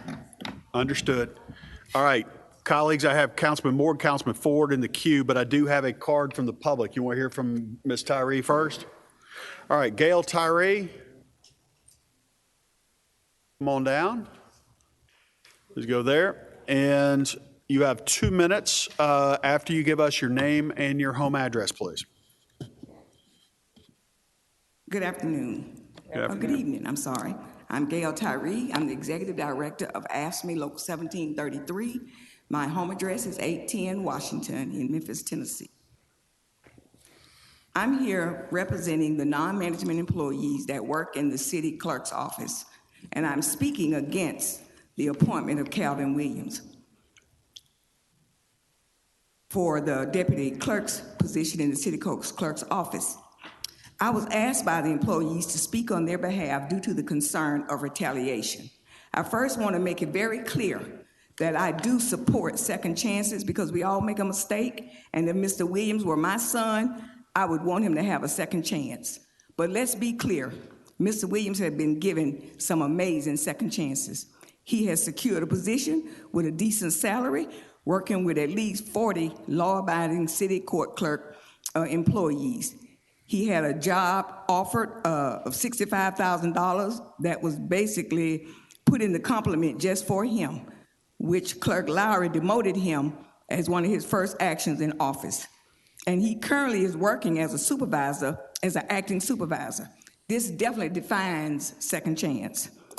Mr. Williams presented to the committee that when he spoke on December 6th, that he had been the interim deputy clerk under the previous administration. I asked the council to fact check that because that's not true, which speaks to his character.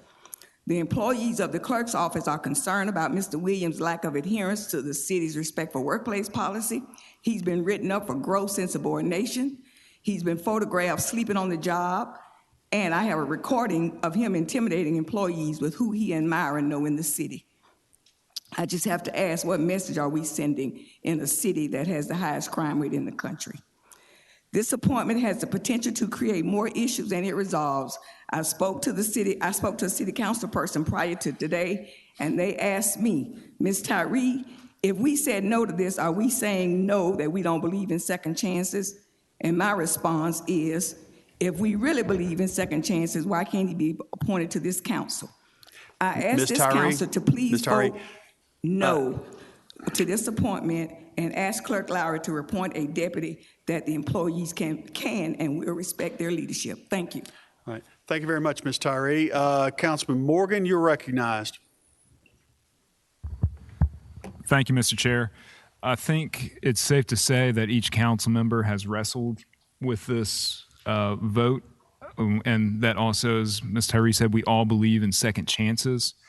This is a kind of a difficult discussion because it's a very human discussion. And redemption is a major tenet of my faith, but I also recognize that we as council members are stewards of the public resources and the public trust. And that public trust is fragile. And Mr. Williams' discretions of the past in which he was indicted and convicted for were offenses against that public trust. They weren't unrelated to the job, and I think that weighs heavily on my decision today. It wasn't something related to a bar fight. It wasn't a DUI. It wasn't some other type of criminal activity, but it was directly related to the position of authority that he was in, that public trust, and the abuse of that authority for personal gain. And as Ms. Tyree said, I do believe in second chances, and I would argue that Mr. Williams is living out that second chance now in his position at the city court clerk's office. But it's not necessarily required or incumbent upon us to elevate him within that office based on the recommendation that's been made to us and put before us now. So I believe reasonable minds can differ and disagree on this, that this is really up to each individual council member's conscience, and wouldn't argue with council members that came down on a different side. I had in mind that I was going to ask some questions today, and honestly, even if the answers were there or what I'd hoped for, I don't think I could find myself in a position to vote yes today. I see other council members in the queue and interested to hear their thoughts as well, but I will not be voting in the affirmative. Thank you, Mr. Chair. Thank you very much, Councilman Morgan. Councilman Ford, you're recognized.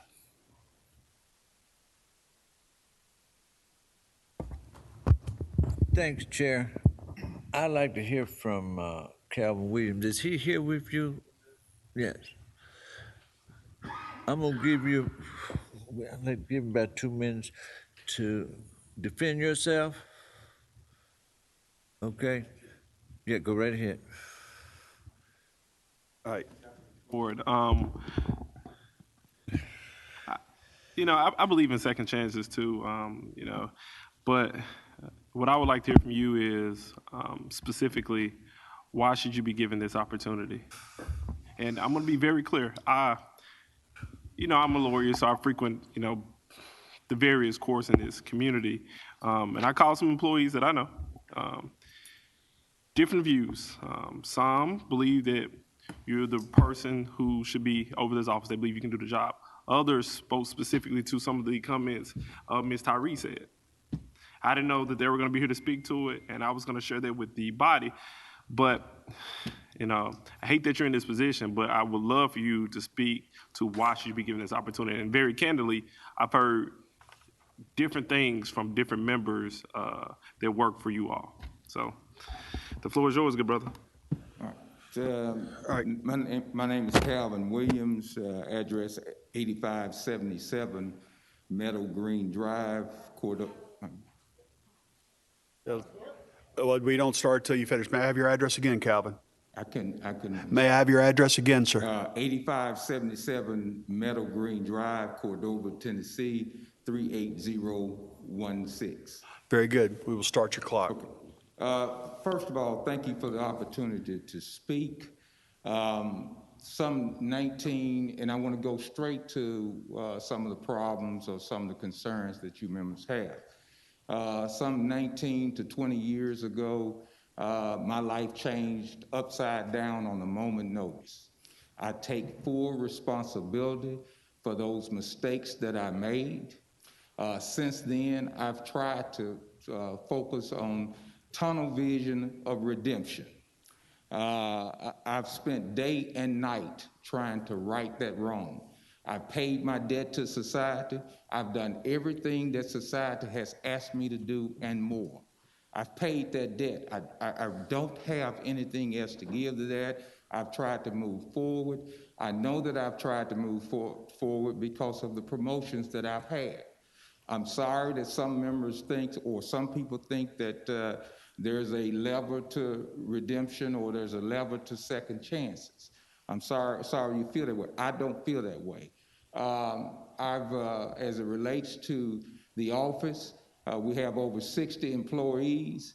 2 or 3 of them may not agree with me. You're not going to make it, as a leader, you're not going to make everybody happy. I have not done that.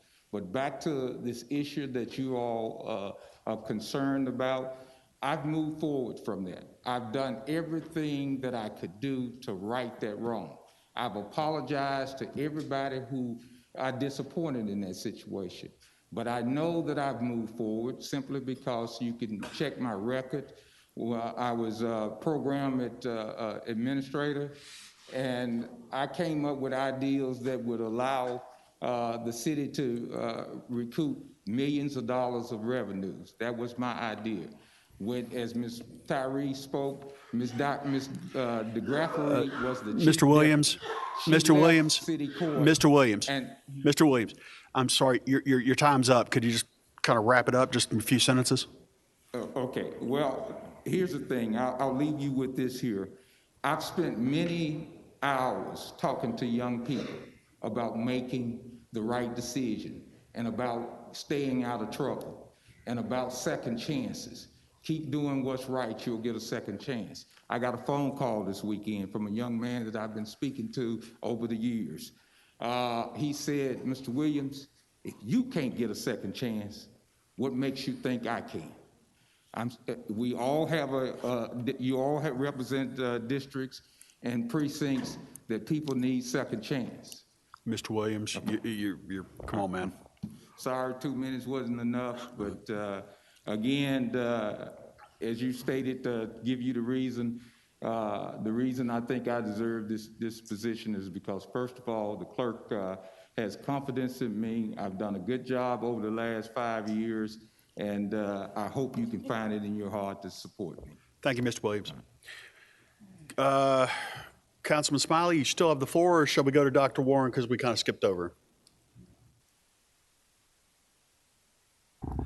I have a question for the clerk, but I will defer to my colleagues. All right, thank you very much, Councilman. Councilman Warren, you're recognized.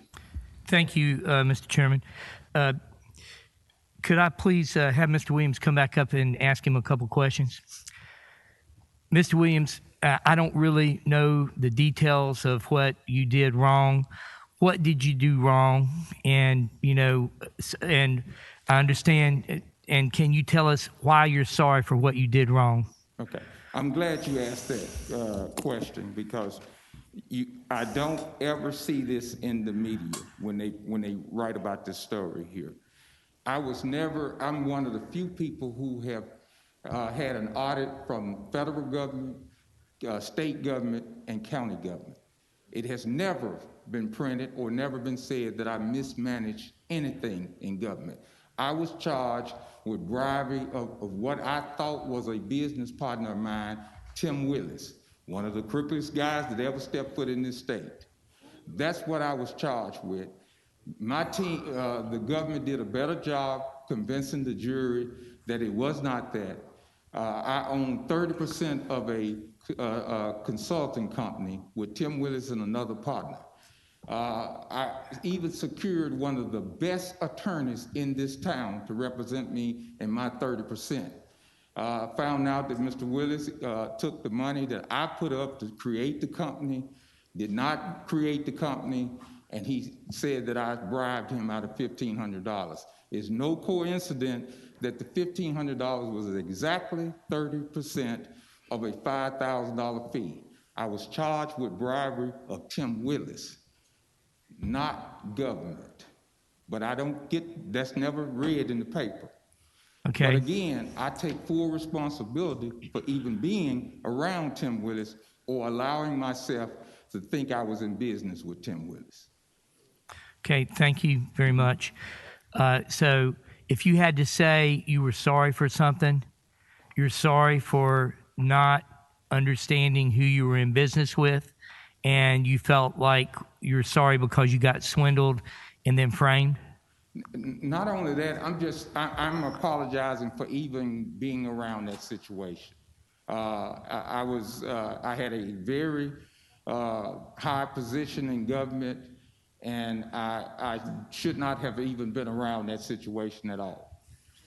So Thank you very much. Thank you, Mr. Chair. Thank you very much, Councilman Warren. Okay, been moved by Councilman Carlisle, seconded by Council Lady Johnson is now in the queue. You're recognized. I'm sorry, could you turn your microphone on? I can't hear you. It's cool. I have a question for the clerk.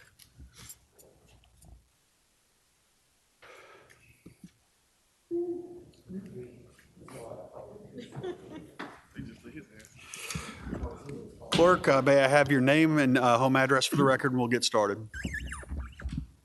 Myron Lowry, 128 Harbor Isle Circle South, Memphis, 38103.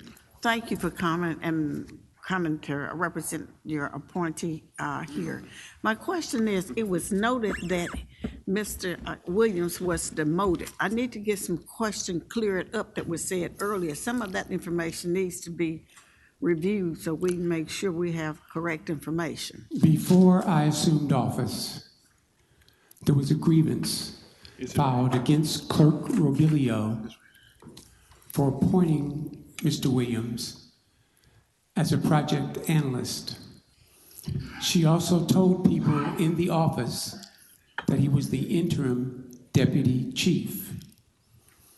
A grievance was filed on this, and when I came in, I looked at our organizational chart, and I did not see a position of this type. It was created by Judge Robilio because she believed in him. Based on that, I agreed with the union and accepted their grievance as correct and demoted Mr. Williams. But since that time, he has been a model employee. He has accepted that demotion.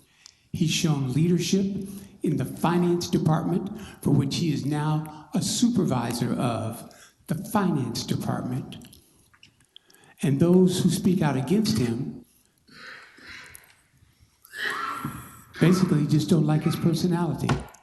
I like his leadership skills. I like what he's done.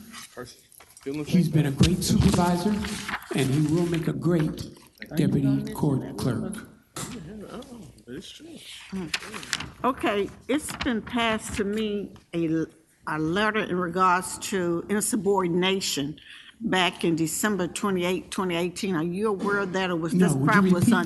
Would you repeat that, please? Yes, I received a copy of gross insubordination letter that occurred that happened in December 28, 2018.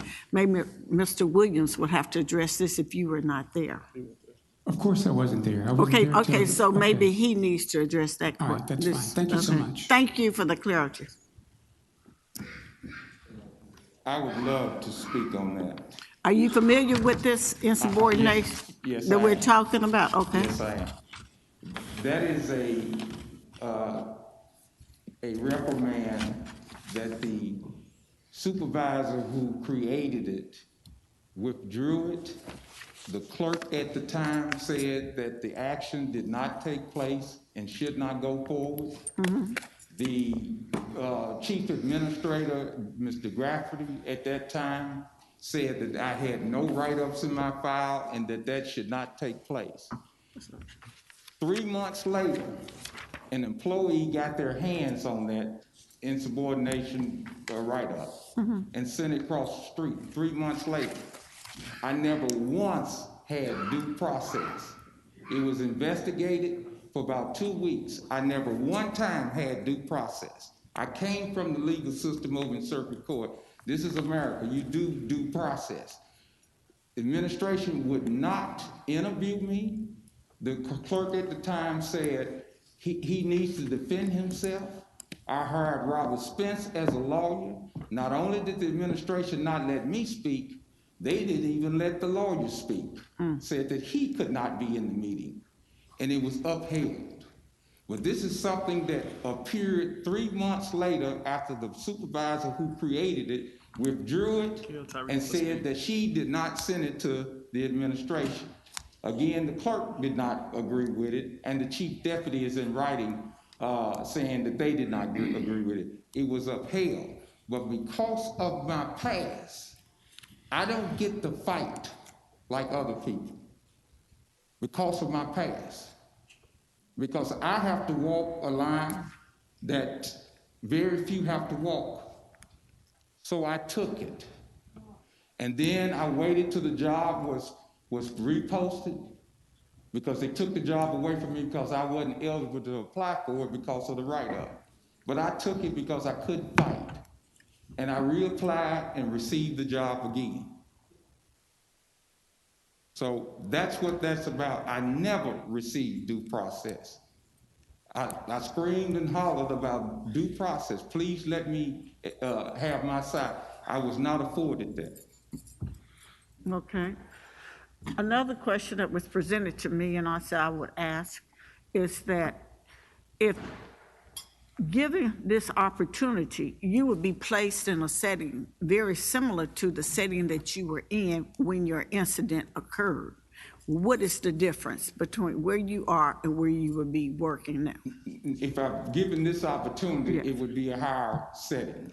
The opportunity that situation took place as I was program administrator on that one. So it did not have the same reach that this position has, whatever.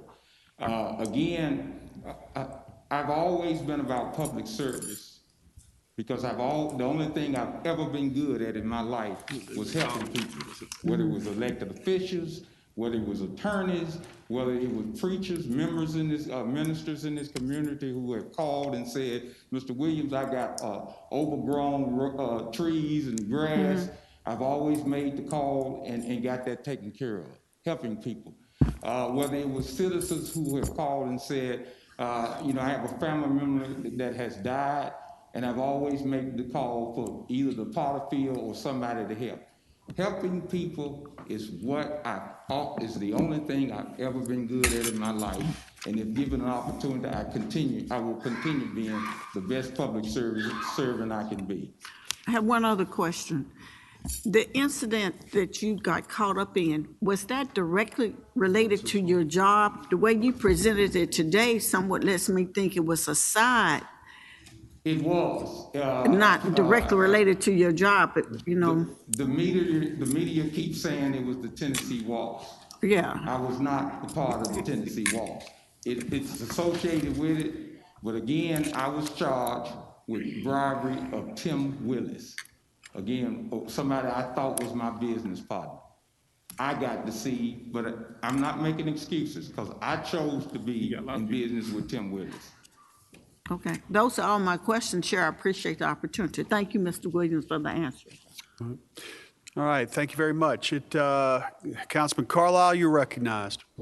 Thank you, Mr. Chair. I was going to stay out of this. I just want to make a brief, just general comment, which is, each member needs to do what they feel is right. I appreciate all the debate. I appreciate the questions. I appreciate the commentary from both the clerk and the appointee. But ultimately, we're responsible to the people for our votes here. And so you have to do what you think is right. But if you make a decision, you have to stand by it and you can't make an excuse for it. So for what that's worth, it's a tricky one. But ultimately, we're responsible for these appointments. It's the prerogative of the clerk to appoint, but it's our job to confirm, and you own that. So just for what that's worth. All right, thank you very much, Councilman Carlisle. This has been moved by Councilman Carlisle, seconded by Councilman Smiley. Y'all are testing me. Make sure I'm paying attention today. We're testing your fine chairman skills. Mr. Williams, quick question for you.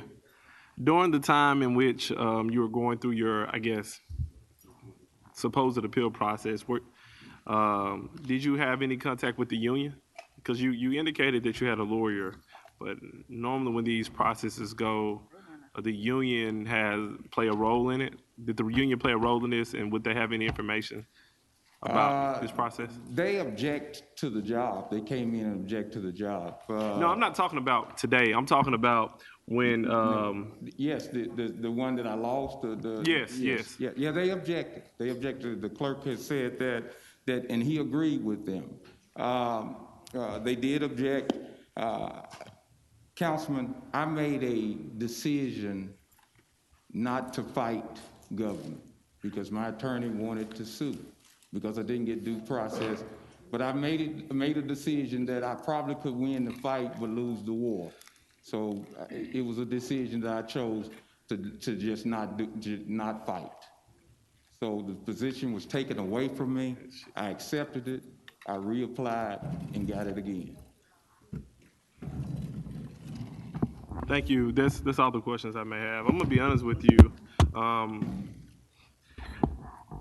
always thought when I would, sit in this position and someone like you would come before me and say, I made a mistake, own up to it, pay their debt to society, and I would be able to make decisions, say, you know what, you deserve a second chance.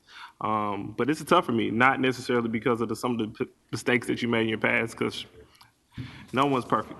No one's perfect. We all make mistakes. Some get caught, some don't. I'm gonna be honest about it. But I think my decision, the reason I'm wrestling with it now has, to be honest with you, very small to do with your past, more so with some of these statements made by the folks that I know. And, and you're right. You're right when you said, when you're leading, everyone won't agree with your decision. I sit up here on this podium and I get letters from folks in the community telling me how dumb I am all the time, or, I made a bad decision. That's true. But, some of the allegations, whether I won't speak to them, some of the allegations are concerned, and some folks say you're an amazing leader. So I'm wrestling with it. I haven't made a decision. I would love to hear from some of the other members on this body as to their current position. But thank you, and I'm gonna be honest with you. It's courageous to stand up there and listen to this amount of scrutiny. Is your life, is your record on the line. So, man, kudos, much love to you, brother. Thank you very much, Councilman Smiley. Vice Chair Lady Swearingen. Thank you very much, Chair. It was a pleasure to be able to hear Calvin Williams' perspective, and I would like to move to hold this item until our next council meeting, January 4th, for further discussion. Second. Okay, I've got a motion to hold by Council Lady Swearingen, seconded by Councilman Smiley. Council Lady Logan, you were in the queue, but do you wish to debate the hold? Because that's what I can wait. Okay, I have a motion, properly second. We go into any discussion. I'm clearing the queue. Does anybody wish to discuss or debate the hold? Seeing none, this is, I safely assumed. This is special item 3, a yes vote. We'll hold this until the next meeting. A no vote continues our debate. special item 3. You got it? Yeah, but so it means I automatically go to a vote. Moved by Swearingen, seconded by Smiley. Special item 3. A yes is to hold it, a no is to continue debate and vote on it.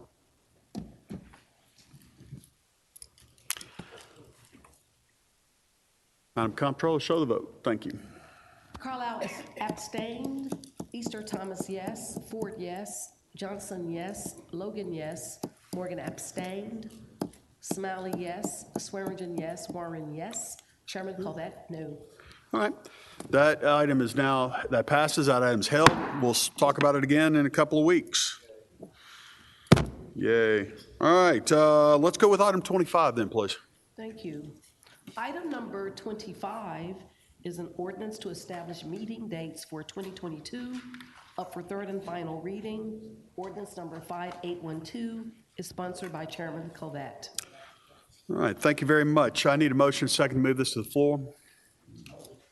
Moved by Councilman Carlisle, seconded by Councilman Morgan. Councilman Carlisle, you're in the queue. You're recognized. Thank you, Mr. Chair. I had an opportunity to review a couple of dates, and so I'll be moving substitute ordinance. I don't know what the number is here, but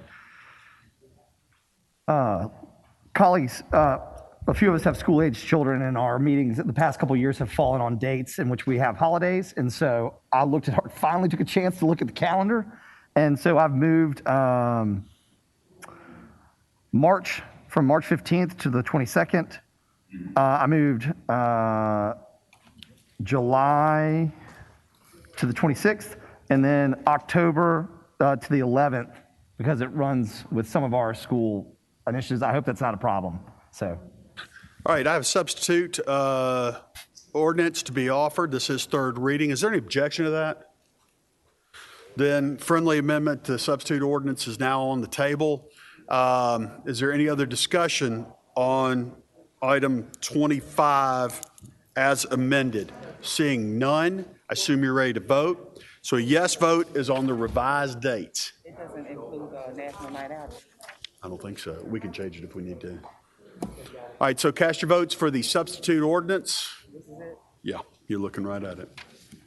I usually mark those things final. All right, Madam Comptroller, show us the screens, please. Canale, yes. Carlisle, yes. Easter Thomas, yes. Ford, yes. Johnson, yes. Morgan, yes. Smiley, yes. Swearingen, yes. Warren, yes. Chairman Colvett, yes. Thank you. That item passes. Call item 26. Same night minutes. Just following up, this is item 25. Is there any objection that there be same night minutes? So we got it established. Seeing none, item 25 is added as same night minutes. Call item 26. Item number 26 is a resolution to transfer and appropriate $46,000 in GEO-bond funding for CIP FY22, project number EN01110, safety development, safety improvement at North Watkins and Corning Avenue, Mill Avenue, and North 3rd Street, and Delwood Avenue at St. Charles Drive, Council District 7, Super District 8. This resolution is sponsored by the Engineering Division. Thank you very much. Councilman Smiley. Mr. Chair, in your last meeting. At my last meeting. Your last meeting as chair. My last meeting as chair. Committee may recommend approval. I so move. Outstanding. Thank you, Governor. Moved by Councilman Smiley, seconded by Council Lady Johnson. Seeing no members of the queue, assume you're ready to vote on item 26. Please cast your votes.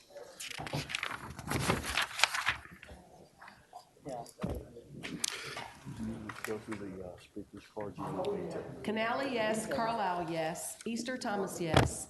Johnson, yes. Logan, yes. Morgan, yes. Smiley, yes. Swearingen, yes. Warren, yes. Chairman Colvett, yes. Thank you. That item passes. Call item 27.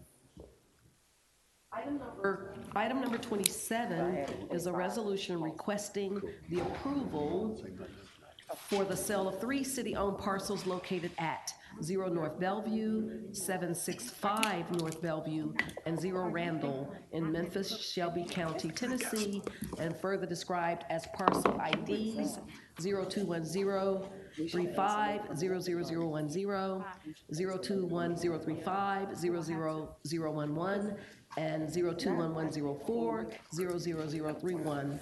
Revenue to be received is $9,000. Council District 7, Super District 8. This resolution is sponsored by General. Thank you very much. Councilman Smiley. This esteemed body recommended approval in committee, and I so move. Been moved by Councilman Smiley, seconded by Councilman Warren. Seeing no members of the KOC ready to vote on item 27, please cast your prayer screen. And cast your votes. All right, guys, we got same night minutes, cards, and then we'll pass the gavel. Show the screen. Canale, yes. Carlisle, yes. Easter Thomas, yes. Ford, yes. Johnson, yes. Logan, yes. Smiley, yes. Swearingen, yes. Warren, yes. Chairman Colbert, yes. Thank you. That item passes. Staff, unless I am missing something, we have now covered our agenda. Roger that. All right. No, I already did 28. All right. Vice Chair Lady-elect, would you give us motion on our same night minutes, please? The same night minute items are 2, 12, 13, 15, 25, 28, 31, 32, 33, 34, 35, 36, 37, 38, and 39. And I so move. Thank you. It's been moved by Vice Chair Lady-elect Swearingen, seconded by Councilman Warren. Seeing no members of the KOC, you're ready to vote on same night minutes. Please press screen.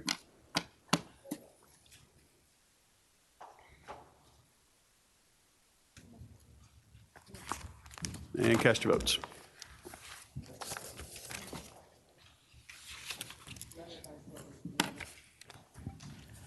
Canale, yes. Carlisle, yes. Ford, yes. Johnson, yes. Logan, yes. Swearingen, yes. Warren, yes. Chairman Colbert, yes. Thank you very much. That item passes. Now we will go to 3 comment cards. Brandy Price, are you with us? Super, come on up.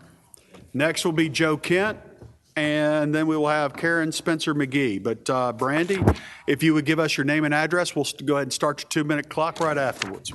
The clock is started, but it won't display till that goes away. We'll wait.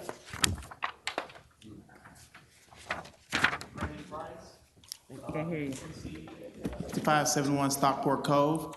I just want to say about this ordinance, it just reminds me that slavery has not gone anywhere. It only has been negated into the private prison system and human trafficking. You cannot help but smell the profit motivation of keeping your citizens weak, downtrodden, misinformed, poisoned, and just miseducated on how the entire legal system and justice system and civic system works in this city. In this ordinance, this consent ordinance number 7 is just another step closer at taking more rights from the citizens of Memphis. We want to say that we're the highest crime rate, highest murder rate in the United States country, but we do not want to actually take the right steps in the right direction to solve this problem. Instead, we believe in hiring more slave catchers who have less accountability to the citizens of this Memphis City area from outside our location, instead of addressing poverty at its source, giving people homes, feeding people. Don't let lead be in our water since 2012. We've known that, y'all have known that there has been lead poisoning in our water through the pipe system since 2012. And lead contributes to high crime rates and high death poverty. High death, it causes people to be irrational.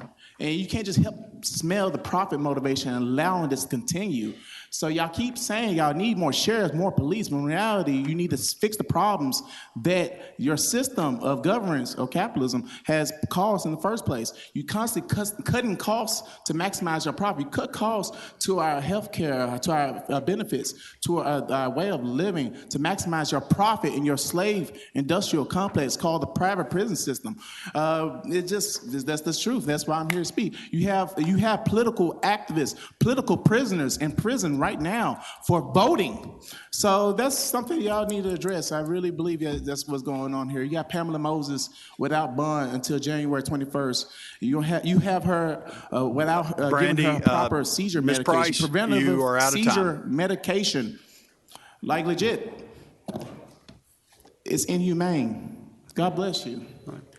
Thank you, Ms. Price. Joe Kent, you're up. Name and address. Joe Kent, 5111 Flamingo. Not long ago, Councilor Logan and Thomas fought for $750,000 per year in proceeds from the Mobility Center because the elitists think the pilot extension fund money is their money and not the taxpayers. You will not be seeing that money for years to come. Why? Because DMC's Adam Keegan, National Recruit Paul Young has it all tied up based on Renaissance loan requirements to come to fund the $40 million Garage Mahal, which will end up costing taxpayers $70 million. And they have no revenue projection. And one bill should be paying $300 per space per month. And there is another item. No one knows how much federal, state, and local taxpayer money is going to support various riverfront projects. And more alarmingly, you, the county commissioner of the press, is not asking. No one cares. This occurs as MRPP private contributions are not meeting their commitments. In fact, cash flows from private donor proceeds contracted by $15 million per MRPP 2021 financials. This elitist equation is to see public-private projects with private money start construction and then run to the taxpayer for a bailout. This is what happened with Councilman Morgan's sponsored Leftwich Tennis Center. The elitists never were planning on holding up their private funding end of the Leftwich deal. And no one, including the press, is questioning Strickland's top state priorities of the Riverfront, Leftwich, or Brooks Museum. After years of taxpayer bailouts and runaway elitism, no one can seem to figure out the local source of low educational outcomes and high crime rates. The elitists are idiots. And I did send y'all documentation of the MRPP financials. I don't think anybody ever reads any of this stuff that's in the public domain. But I did send those to you, so thanks. Thank you, Mr. Kent. Karen Spencer McGee.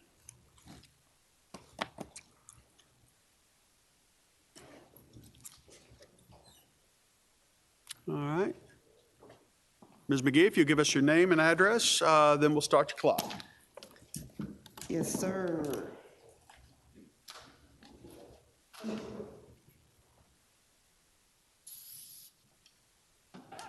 Yes, big. A cold to me is like pneumonia because I have lupus. My name is Karen Spencer McGee. I reside at 2744 Burns Avenue, Memphis, Tennessee, 38114. Today I stand before this body to say thank you to Councilwoman Cheyenne Johnson, Vice Chairwoman Jamita Swearington, and board. The Latino community is crying out, and they've asked me to ask Canal, am I saying it right? To meet with them. Is that sure? Am I saying your name right? Canal, okay. I need to get you their information. I too have a milestone. I've been home now for 17 years on tomorrow. 17 years, I've watched this body turn, flip, and do things. I've watched Donna Bohannon, Mother King, Minister Yahweh, and the Latino community cry out. I'm building up political power as it relates to Pamela Moses and other people that are being targeted for raising awareness in hell. I just wanted to put you all on notice and say thank you for causing me to operate in my spiritual gift. I am the granddaughter of one of the first 1,300 strikers, and I fight like a girl. I look forward to next year and helping you all make Memphis a better place. This is the beloved city, and we intend on continuing it. Happy Kwanzaa, Merry Christmas, Happy Hanukkah, and you all have a wonderful rest of this year. All right. Thank you very much, Ms. McGee. Unless I am mistaken, all business is complete. We now have one last very important item. And before I pass the gavel, let the new sheriff do her thing. You know, I said it today, how impressed I am with staff, and it has been amazing to actually become friends with several of you, to get to know you, to get to know your professionalism, and to be rather blunt, several of y'all have Juris Doctorates and master's degrees and things yours truly doesn't have. So a little bit intimidating sometimes. But all through it, I've seen you work with grace, with style, with class, with different members who say and have different positions on things. And I've watched you hold your tongues when you clearly have two members that don't think the same way. So I thank you. I am very sincere when I say that I was, thanks to Councilman Carlisle and Chief of Staff Brooke Hyman, I was truly given a Ferrari. I was given a Super Bowl contending team. All I had to do was just not strip the gears and run the plays. Before I get to colleagues, I'd like to thank our counselor, Alan Wade. You have made this year very easy compared to what it could be.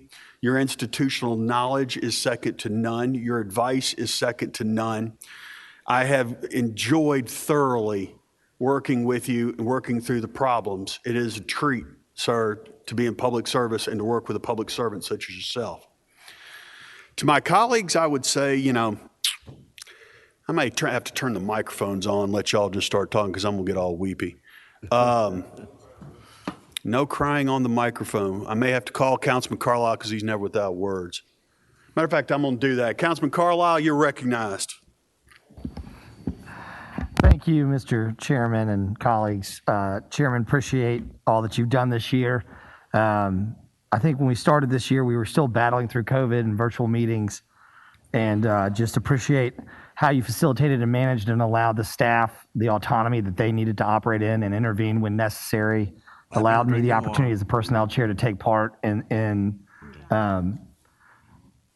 being a part of staff hires and making recommendations. Ultimately, you know, the chair has the final authority, but Frank allowed us the chance to really go in there and be a part of the conversation and the discussion. And as he said, you know, we're only as good as the leadership and we're only as good as the staff behind us. And it really is incredible. I think I was talking to Councilor Wade, you know, for the first time in 30 years. I think there were members that were willing to take any staff member that we have, and that's a testament to the leadership of Chairman Colvett and Chairwoman Robinson, and a testament to the staff and Chief of Staff Hyman. And so it takes a lot for leaders to know when to put their hands on and when to take their hands off, and that comes with experience and time. And so we greatly appreciate you. And Chairwoman-elect Swearingen, we are behind you and hope and look forward to a wonderful year and wish you all the success because your success is the success of the council.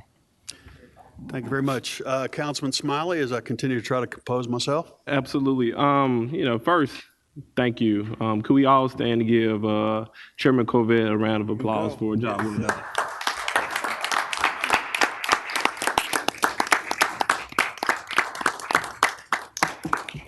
I think what we all attempt to do on this body is start from a place of common ground. And the reason I'm talking about common ground, Chairman Colvett exemplifies always trying to start from a place of understanding what government is about. It's about putting the people at the forefront of every decision. It's about providing for the general welfare of his people. It's not about, you know, democratic issues. I've never seen a Democratic pothole. I never seen a community of only Republicans suffer from inefficiencies of city government. What I see is the people of city of Memphis needing us to work together for the good of all. So, Chairman Covette, thank you for attempting to do what's right. Thank you for putting the people first. Thank you for leading. And we wish you the best. And to Chairwoman-elect Jamita Swearinger, it's a job. We've seen many people sit in their chair. It won't be as easy as some of our council member has made it seem, but I want you to know that this body is here to support you every step of the way. Feel free to call Ashley every second of the day. Feel free to call Lakevia every second of the day. And we all know where Brooke Hyman office is. Feel free to show up to Brooke's office. But in all seriousness, this body is here to make sure you be the best chair. You be at your very best every single of the day. Your success, as Councilman Carlisle said, is the success of this body. So we look forward to you leading. We look forward to you shining. And always, peace and blessings. Thank you very much. All right. Well, guys. Do I get to speak? Yes, of course. Thank you. Yeah. I just want to What's on say, your mind? too, that I have appreciated you as being chair. There was many times I found myself in a situation, you kind of worked it out, I gave suggestions, so well, maybe you could do it this way, and you didn't just do it for me, you did it for a lot of people along the way to help us through this process, and I appreciate that so much. And to Chair-elect, Mrs. Swearingen, I'll be there to help you in any way that I can possibly help you as well. But we're all going to still be here. Covette's not going anywhere, so don't think, he's disappearing. But good luck, Swearinger. He's not going anywhere. And again, thank you, Covette. Well, guys, if nobody else is going to jump in. Yep. Councilman Canale? I'll be very, very brief. I just want to say thank you for your leadership. It did not go unnoticed. We appreciate you. You traveled us through some uncharted waters, and we appreciate it. And God bless you, my friend. Council Lady Logan? I too want to thank you for your diplomacy and tact. Just as Councilwoman Cheyenne said, you're always trying to make it work and work it out. And so I really do appreciate that. Okay, thank you. Thank you. Councilman Ford? No, I'm going to be last. You All got right. 2 more. Anybody else? Councilman Warren, you recognize, and we'll go to Council Lady Easter Thomas. Thank you, Mr. Chair. I just want to thank my colleagues for being smart enough to elect both of these leaders to our positions of leadership. If you look at that, I think it shows that we respect people with different opinions and different backgrounds, and we understand leadership skills when we see them. And I look forward to next year, and I'm thankful for this year and thankful for good leadership. Thank you guys very much. And you ladies, thank you. Thanks, Doc. Council Lady Easter Thomas? Still Chairman Covette. You told us earlier to lie because your family was here, but they not here, so now I can take off the... Stop recording. I can tell the truth now, but definitely just thank you for your leadership. And I can never say that you were not efficient in your efforts, and I can never say that you were not intentionally unfair. Every time I looked at how you guided through us, whether it be a vote or debate, it was always fair. On either side of the issue, and I definitely respect you and thank you for that, because it shows a great example of how we should be leaders no matter what side of the issue that you fall on. So I definitely thank you for that. And you can tell that to your family. That's not a lie either. Well, we're still That's the full recording, so. truth. That's the full truth, y'all. And Chairman-elect Jamita Swearingen, so happy for you. Just also seeing a Black woman in the seat of leadership is so inspiring to other Black women sitting on the council, hopefully Black women staff and other women staff, and just everybody watching the day-to-day duties of the city. So I'm proud of you. I'm happy for you. And we are all here, as my colleagues have said, to support and push you on through this year so we can continue with the work of the city. Absolutely. Ed wants to be last, so why don't you jump in? Councilwoman Logan. Councilor Logan. I recognize, give you kudos, but I also wanted to publicly state my support for our new chair lady-elect, and I'm looking forward to a wonderful, a stellar year of new beginnings. So just know that we, as my colleagues have said, we are all behind you and very proud of you. Very kindly. I appreciate it. Chairman, you've led us from the pandemic back to the public, and that's been quite a transition. Your leadership has been impeccable. You keep us in laughter. There's never a dull moment when we're around you, but you're always about the business.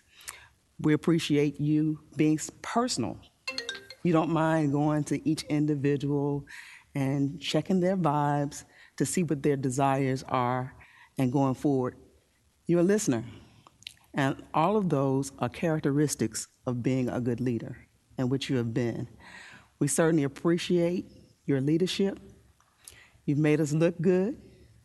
We've had a pretty good year, even though we have faced many challenges, but those challenges we have overcome, and that's to be proud of.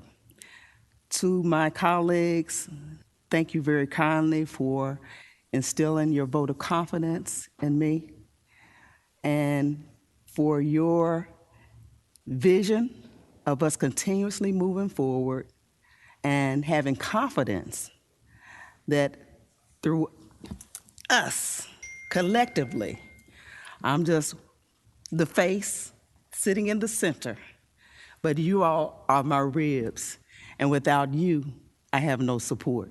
So I'm going to be counting on you. You all have great minds. You all have great expertise, and you're leaders in the city of Memphis. Your constituents have voted for you to be their voice. That's impeccable. We all have 90,000 or above, especially the super district council members that people have confidence in. They confide in. They listen to you.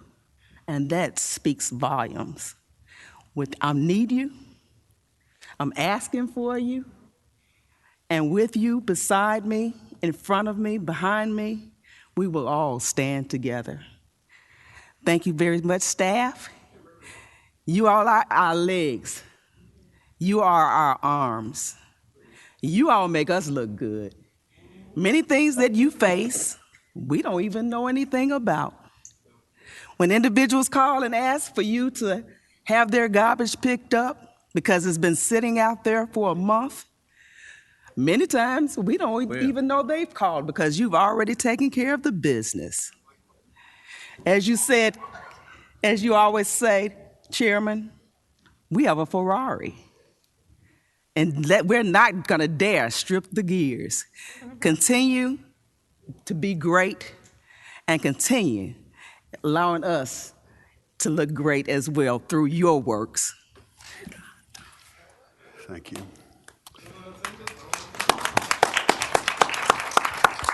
All right, Ed, close us out. No, I will. I wanted to go last because I agree with everything what everybody said. All the council members that are here, you've been a great chair. I've sat in that seat before. I know what it's all about. You have been a great chair. The incoming chair, you just said what I wanted you to say. You are on target. So I know you're going to be a great chair also. But that's why I wanted to just be last, where I can say kudos to everything that's been said, because you did. And like you said, with this pandemic, it's hard. It's going to be harder because like what Doc said, we're getting ready to go through some more, okay? But like I said, with our staff that we have, if it wasn't for the staff, it would not be us. They're the ones that take the calls. They're the ones that answer the questions for all of our constituents, and they're the ones that take care of the business the majority of the time. They make us look good. So we got to be there for our staff also. So we just want to keep up the good work through the council, through our staff. We must remember them also on everything that we do. I know I've talked with you today and everything else, and we got to make sure, because we've lost all our staff almost. But we know where to go find them, and you can, and I can tell you, if we have to, they'll come back and help us out too. So I mean, hey, well, Bryson to be on it. Hey, well, Bryson gonna Council be on field the trip other to side of country, but the San ones that Francisco. are here, I don't think we'll have a problem with them coming and help us with anything that we need because hey, they part of the family here. Right. Okay, that's all I wanted to say. Thank you again. Thank you, incoming chair, Thank for you. everything. Well, Okay. I'm speechless. I'm humbled. Thank you. Hell of a ride.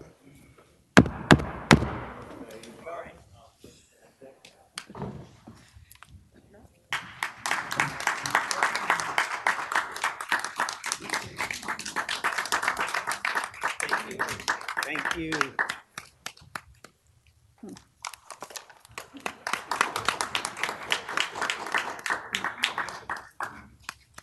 I move to adjourn.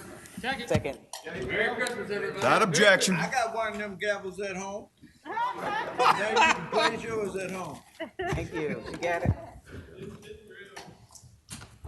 job, my friend. Now the work begins.